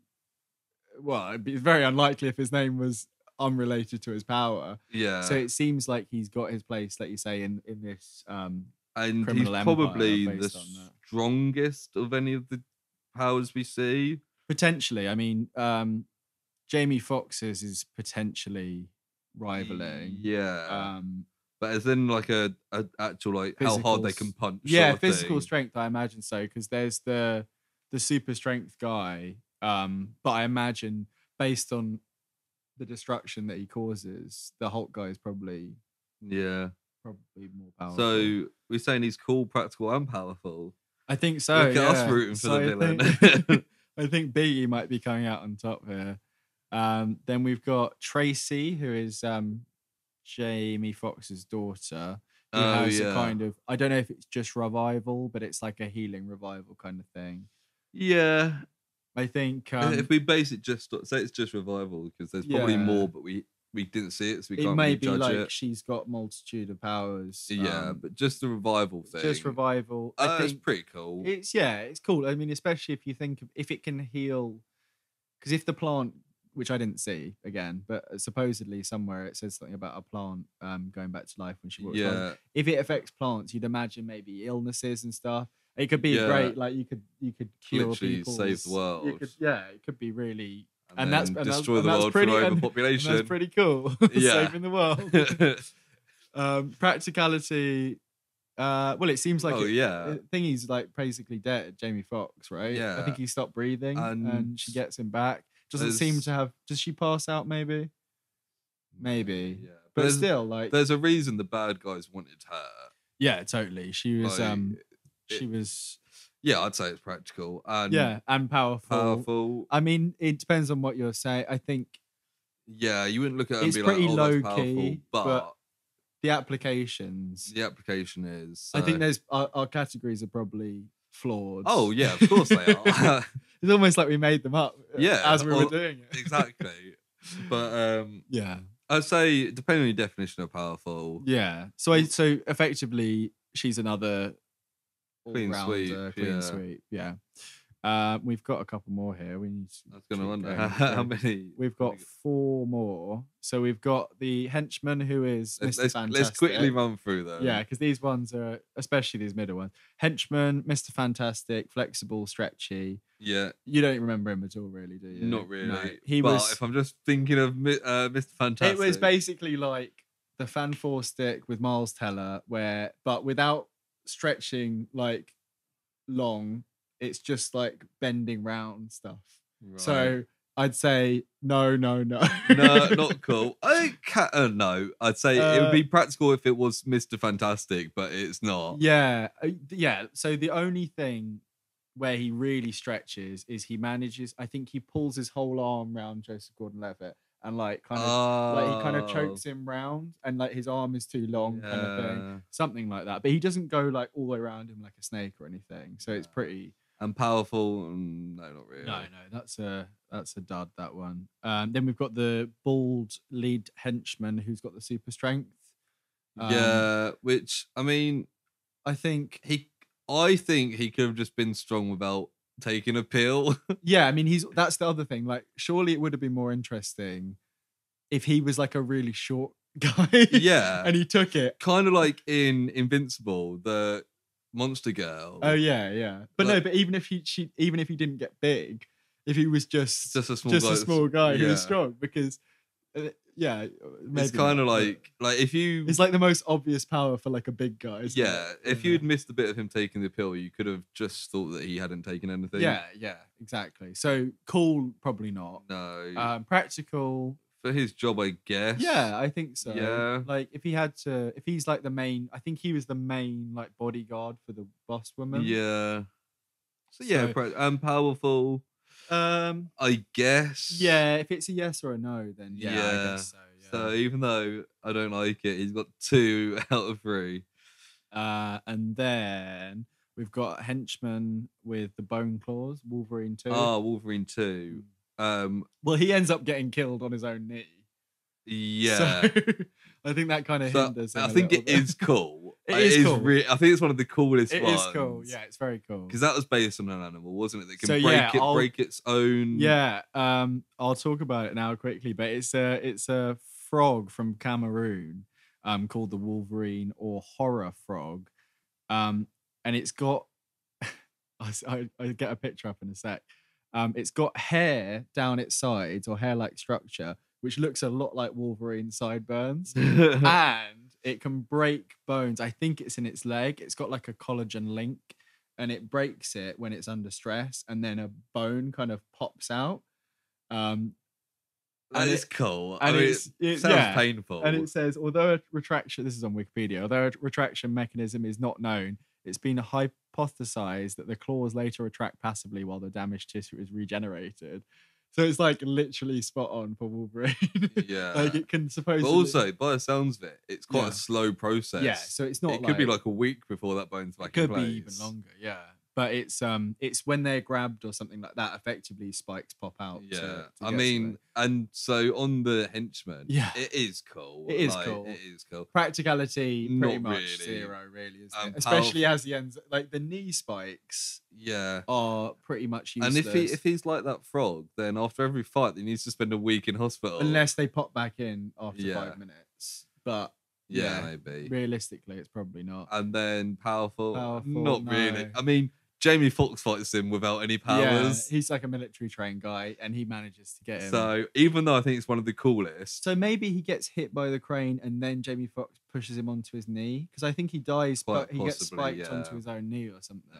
Yeah, I think he's one of the coolest, but it's not practical and it's not powerful. Yeah, I'd agree there. And then last one, I might have missed some, but I'm pretty sure I went through them. Jamie Foxx, who is the explosion. I was thinking, like, who else have we got? I'm sure we've gone through the henchmen. Yeah, pistol shrimp. So I looked it up on the IMDb page first of all, and someone says that it's actually a mantis shrimp. So I looked into it a little bit more, and although the mantis shrimp has like a kind of spring-loaded claw attack, the one they're talking about is actually the pistol shrimp. And what it does, it's got a claw, just one of its claws, a bit like a lobster with a bigger one. it kind of does like a click thing, which creates like a bubble, which then collapses. And then for a split second, temperatures of 8,000 degrees Fahrenheit, nearly as hot as the surface of the sun, and also a flash of light is created. And the resulting shockwave bombards the shrimp's prey. This is also from Wikipedia, which, if it's lucky, will die instantly because it's then dragged into the pistol shrimp's burrow and consumed. Who would have thought that shrimps were so brutal? Could create like an explosion, a mini explosion. Have you seen a Shark Tale where the shrimps in that are in like the shrimp cocktail in like the shark? I haven't seen that for a long time. And they kind of climb out the shrimp cocktail and swim out the window, and they're like, "Oh, thank you, Lenny, thank you." Turns out some of them could have just blown up the place, blown up the entire thing, and been a mini nuclear bomb. So yeah, that's based on a real thing. But I imagine this is, well, coolness, I'd say fully cool. Especially the parts where you see everyone getting vaporized and stuff. Like, it's pretty visually and like in world, it's pretty it's impressive. like a human nuke, isn't it? Yeah. Practicality, I guess, in like sticky situations like he was in. I mean, he seems to somehow be able to direct it around. Yeah. Maybe the first time he used it, he killed everyone. He was surrounded by like maybe 20, 30 people. Yeah. And he takes out everyone, doesn't he? Yeah. Including, I think, the lead bad guy gets taken out too. So I'd say, yeah. Yeah. And then powerful, yeah. Obviously, it's like the power of the film. Yeah. Which, as we saw in the trailer, is like very spoiled. I can't believe they showed that in the trailer. Those damn Netflix trailers. So I obviously forgot it, but when I was watching the film, I was like, oh, I'm really excited to see what Jamie Foxx's power is. I hope we get to see Jamie Foxx's power. Not realising that I'd already seen it. You said you watched it, didn't you? Watched the trailer. Good job I forget trailers. But maybe the trailer on YouTube might be shorter or something. I watched the you watched that trailer. Good job I forget trailers as soon as the film starts. Oh dear. But yeah, so what's without necessarily sticking to that ranking there, what would be your top pick probably if you had to? The coolest one is the Wolverine bone one, but it's so impractical. Yeah. I like the invisible one because I think visually it looked really cool and it's quite practical as well. Yeah. That's what, and then obviously Jamie Foxx's one is probably the best. Jamie Foxx's one, especially as a character in a film with like fighting and stuff. For a normal person, something like the invisibility. So I've kind of accidentally just then picked the one that I think is the coolest, the one I think is most practical, and the one I think is most powerful. Okay. Okay. So let's do that. I'll do the same again. I was kind of leaning towards that as well, but you got me there. The coolest one, I think, was... I'm just looking at my list now. You know what? I think the coolest one was the fire. I thought, especially because those special effects were so good. Fair enough. Coolest one was the fire. Most practical was either the healing or the invisibility. I'm glad you just said invisibility because I was just thinking, if I'm thinking invisibility is the most practical, does that mean like some sort of bad guy? I mean, even if without getting into the morality of it, even if you just needed to steal something. Yeah, but like, I you could just go and get some money. General, or if you were getting chased by somebody, you could like go invisible, hide somewhere. To be fair, like we live in a world without superheroes. If you've had any of these powers, they'd only be practical for villainous reasons. No, healing revival. Oh, okay, is the only one. But like Jamie Foxx's power in like real life, you're not going to be terrorist power. Like, what could you possibly use that for? How much of The Boys did you watch? Oh, not any. There's a part where there's an evil superhero, like a supervillain comes on, and he's just like, he's got that power. He just explodes. And he's just like a terrorist. And it's like, nice. Wow. And then powerful. It's got to be the Jamie Foxx one, the pistol shrimp. Second would be the Mr. Hyde Hulk one. Yeah. To be fair, that's probably given a special mention because I think I said that was cool, practical and powerful. I do wish, I think there's a whole load of stuff I wish this film had done as we've gone over, but I think one of the things is that Hulk character, I think Give him more. I think a bit more of that would have been good. I can see why they didn't have him come out on the street and have like a big confrontation, because I bet that would be really fucking expensive to do. Yeah. But maybe more stuff in the club before the corridor. Like where he's trying to get them and they're hiding behind stuff, like the cave troll from Lord of the Rings. Do some stuff like that. Or even like Avengers Hulk of like maybe there's more than one corridor and like So rather than just running down that really first tense, one, maybe somebody hiding. Yeah, because that bit that part in Avengers is really tense still, and that's quite a short segment as well. But especially that slow mo where he's almost caught up with her. Yeah, very good. So is cool? So do you want to Project Power? Do a little quick rating of the film each, and then we'll do a little bit of trivia. This is turning out to be quite a long episode. We're just gone past 2 hours just then. Have we really? And that's pre-intro. So let's we'll go start rapping then. Yeah, because we've no. My word is my power. I thought you were going to do an actual rap then. No, so what rating would 2 hours of speaking does? 2 hours, and probably half of it is me going blah blah blah. But yeah, what rating out of 10 would you give it? I would say about a 7. Oh, okay. I was also going to give it a 7. You're going to give it a 7 as well. Yeah, and like, there's lots good about it. Yeah, I just think it could have done more. I think so. Yeah, I think the concept and the effects and the world that they started to build was really good, and the performances were good. I just think plot-wise, it could have used a revision. It could have used a bit of a streamline. The part where I started dropping off was supposed to be when it started building up. And then at the same time, I think the ending was quite rushed. Yeah, I mean, the way I know that we kind of ran out of steam with our notes and stuff. I mean, you didn't have any for the last bit, but that was how it ended. Like there was a confrontation, everyone blew up, and then they were all just like fine, and they just And actually, I was thinking, do you think this is something that might get a sequel? Plot wise, I feel like they could do it. They could, but I'd be surprised. Yeah, I think it's written as a one and done sort of story. Maybe if it had a cinema release and it was widely popular, they might force one. But because, I mean, it's not a film that everyone's been talking about. No, especially like we were saying, during a pandemic, a release. Yeah. Like it wasn't that long before that Tiger King was like everything everyone was talking about. Yeah, exactly. Everything everyone was everything everyone was talking about. That sounded weird. But, and there was no like cultural impact with this film. I'd be surprised if there's a sequel. Yeah, me too, yeah.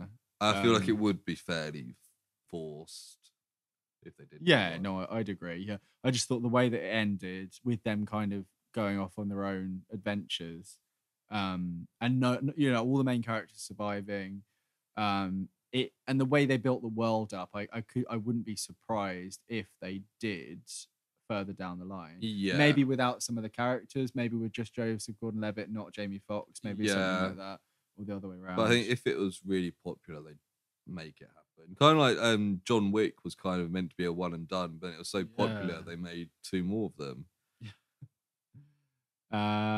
Cool. So do you want to go over just a couple of quick bits of trivia? Yeah, go ahead. I haven't got any. No, that's fine. So we covered quite a lot through there. I think my main one was that Dominique Fishback is 29. 29. yeah. Time of filming. I've got that here. She's older than us. There was a whole story. There was a whole story that I can't remember if it was her or Jamie Foxx telling the story in one of the things I watched about how she auditioned. And he asked if because she had to rap during her audition, and he asked if she was a rapper, and she said no. And you're like, wow, like she wasn't a rapper. And then she's like, but I've done spoken word my whole life. And it's like, well, I mean, I don't want to be like, I don't want to say anything that will upset any rappers or spoken word artists. But when you listen to some of her rapping, like it borders on spoken word poetry, and I don't think it was worth putting that in a behind the scenes documentary when there's no real like truth to it almost. But, another one here is to do with Joseph Gordon-Levitt.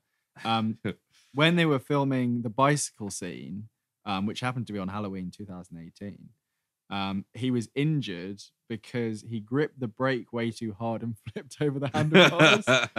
And he broke or fractured one of the bones. Posted about it on Instagram at the time. Obviously, no one knew what he was filming at that point. And it turns out it's the second time he's been injured during a bicycle scene in a film called Premium Rush that he filmed in 2012.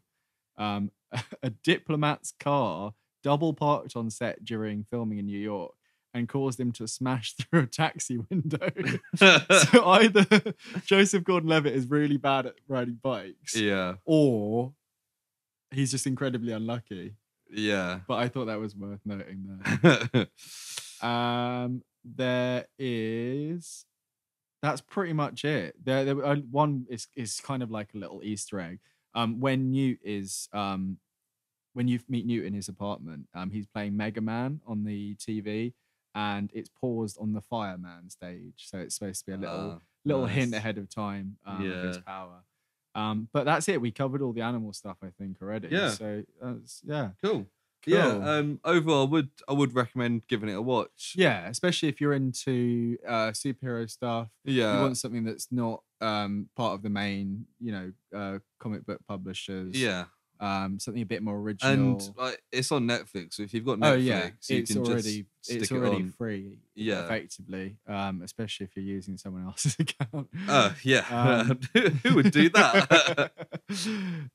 Cool. So that is the end of the main segment there. So we're just gonna do another quick bit after our personal projects segment. Personal projects. So personal projects is where we just have a little chat about what we've been up to in terms of, maybe what we've been watching, what we've been reading, what we've been planning on doing, in the near future. You got anything to start with, Lewis? Well, mine's going to be pretty short. As I said at the beginning, I've spent most of the last 2 weeks either in hospital or watching the football.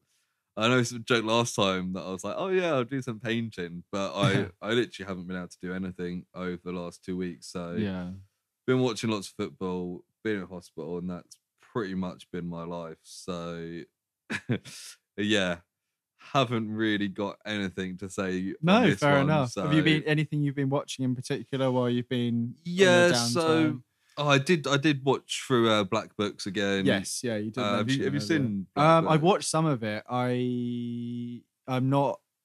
I've seen bits and pieces. I've seen the first episode quite a few times. Yeah, and I've seen one later on. I like what I've seen. It's only like 12 episodes. As well. It's pretty short, isn't it? But it's one of those because it's like a early 2000s British series. It just has everyone else that was in an early Simon Pegg turns up, Peter Serafinowicz is in it. Martin Freeman's like a doctor in the first episode, something like that. Nick Frost is in an episode, like Jessica Stevenson. The classic like gang. All those people that just are in each other's. But yeah, it is very good, and Bill Bailey is fantastic. Yes, he's. Is it the first episode where he's really stressed because he works in the accountants, and he's got his little book of calm and all that. And then he swallows the little book of calm, and then it kind of absorbs into him, and he becomes like a guru messiah. Which doesn't quite stick beyond that episode. No, but that's how he kind of ends up working with. Bernard, and like the continuity isn't all there, because it's like I have no idea how they keep the shop running, because he doesn't want customers there at all, does he? Yeah, that's kind of hard. But it is entertaining. And what's it? Tamsin Gray, who's in Friday Night Dinner as well. She's the mum. Oh, I hadn't seen it. That's the only thing I've seen it on.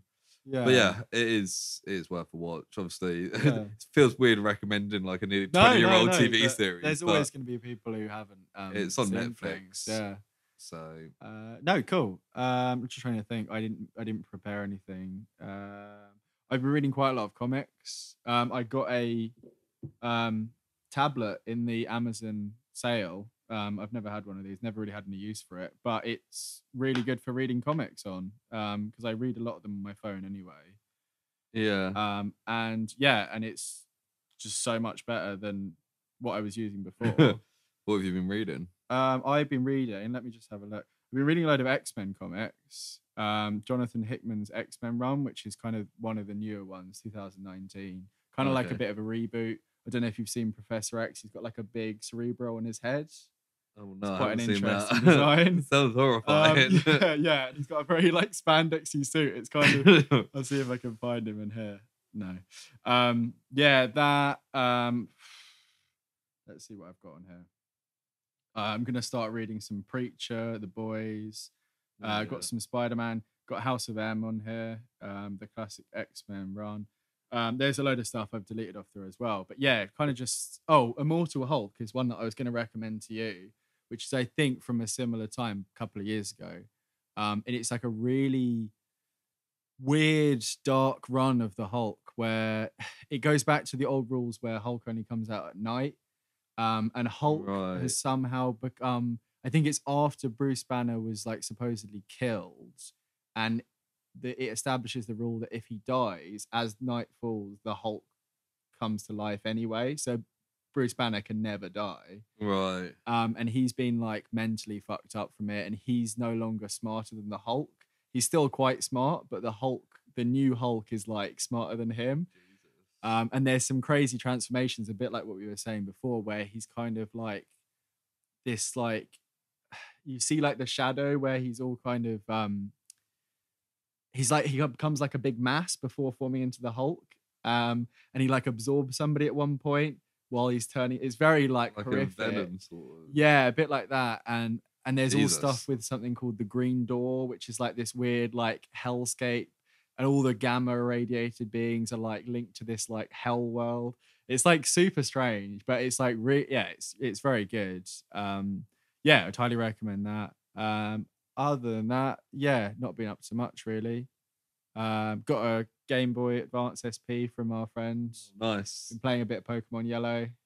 Classic. Never played any of the Pokemons before. So, Really? yeah. I remember when we were at uni many years ago now. Yeah. I found my old Game Boy Color, and I got in a phase where I was walking into uni playing like Pokemon Blue or something. Yeah. Yeah, it's great. Yeah, that was about a week ago. I haven't actually touched it for a while, but I'm planning on getting through it. It's good fun. Yeah, it's good stuff. It's nice and easy as well. You can just save it any time. You know, you can just pick it up, put it down. Yeah, it's been good stuff. Yeah, I can't think of any more recommendations or anything. Yeah, have you got anything you're planning on doing? Got a barbecue tomorrow. Baked it'd be 4 loaves of bread by tomorrow. You saw one come out of the oven as you got here. That looked quite nice. Yeah. So yeah, a bit more baking for me this afternoon. Got to prepare some stuff for a barbecue. What about you? Bit of football tonight? Yeah. So we're at the stage of, obviously at the time of recording. Yeah. We're at the stage where the quarterfinals are on tonight. It's going to be interesting, depending on. Yeah, I mean, we're at a point where, like, earlier this week, England beat Germany. Yeah, only a so couple of it's days quite ago. a buzz around England at the moment. But Yeah. tomorrow, England are playing Ukraine in the quarterfinals, which, like, England should win. I don't want to go all out and say England are going to win, and then listen to this back. Yeah, or when it's released and be like, oh shit. But yeah. So there's 2 games on tonight, 2 games on tomorrow, and then we've got another couple of days break before the semi-finals. Yeah. And I'm back at work on Monday. Yeah. Obviously, I've had the last 2 weeks off, being in and out of hospital. So back to work on Monday, and then yeah, that's it really. Get things back to normal. Hopefully, I'll be all recovered and yeah. I mean, we've got just over a week until the Euros finished. So once all the football's out of the way, I can get on with the things like the painting and the reading that I've had to put on the back burner. That's the thing. Yeah, I can imagine with everything. It's one of those things. Everything seems to happen at once, doesn't it? Really. Yeah. You know, when things are most inconvenient is when things happen. I know. I had this. I've been in a hospital for in and out of the last 2 weeks. It just so happened to land on my birthday and having a job interview. And the Euros. And I'm like, yeah, Jesus, it's not been fun. No, I can really imagine. But yeah, at least we're kind of past that, getting through that. So I'm not sure what we're doing next. No, I'm not sure. What we'll have a discussion as you'll probably after imagine when you know, with the Euros reference there, these first few episodes are all going to come out at a similar time. once they're all complete. I mean, the first one's edited. Yeah, already. the idea was to record like 5 or 6. Yeah, get a bit of a backlog before we start putting that, just in case life gets in the way. Which it's already happened. It's proven us already. If we'd put that first one out, then we would have already been late, and then we would have lost the momentum and that sort of thing. So yeah, we want to be a couple ahead before we start posting them. But at some point in the future, we may catch up on ourselves. Yeah. These early ones especially will be, and depending on how busy we both are, we may end up doing every other week releases if it works better for our schedule. We'll have to kind of see, but they'll be coming at once you're listening to this, there should be episodes coming out regularly every week or otherwise, and we'll make that clear as well. Just be aware these first ones we will real time for us is probably it's in over the past. Yeah, totally. Yeah, I mean, we want to get to the point where we're recording them, maybe a week or so before they're coming out, or if not, at least regularly, so that we can keep up the momentum. But yeah, so thank you for listening to today's episode. A little bit longer, quite a lot longer than the previous one. But there was more to talk about. Really, it was a vastly better film. I think the length will fluctuate depending on what we got. It was a longer film. It was a longer film. Actually, the first episode was probably about the same length as the film we watched, and this is probably a similar length to this so film. That's probably a bit of a gauge there. I mean, there's some of the films on the list which are gonna be really terrible, and I don't know whether they'll make long or short episodes, and we'll just have to see. But it's not really necessarily important. There's some good content out there for you. There will be once we record it. So thank you for listening. If you want to reach us on any socials, our email is theprojectprojectpod@gmail.com. Our Facebook and Instagrams are theprojectprojectpod, and our Twitter is @thatprojectpod. Anything you want to add, Lewis? No, just keep on listening. Thank you for tuning in, and look forward to doing the next one. Yeah, we'll see you next episode. All right, thanks. Good night.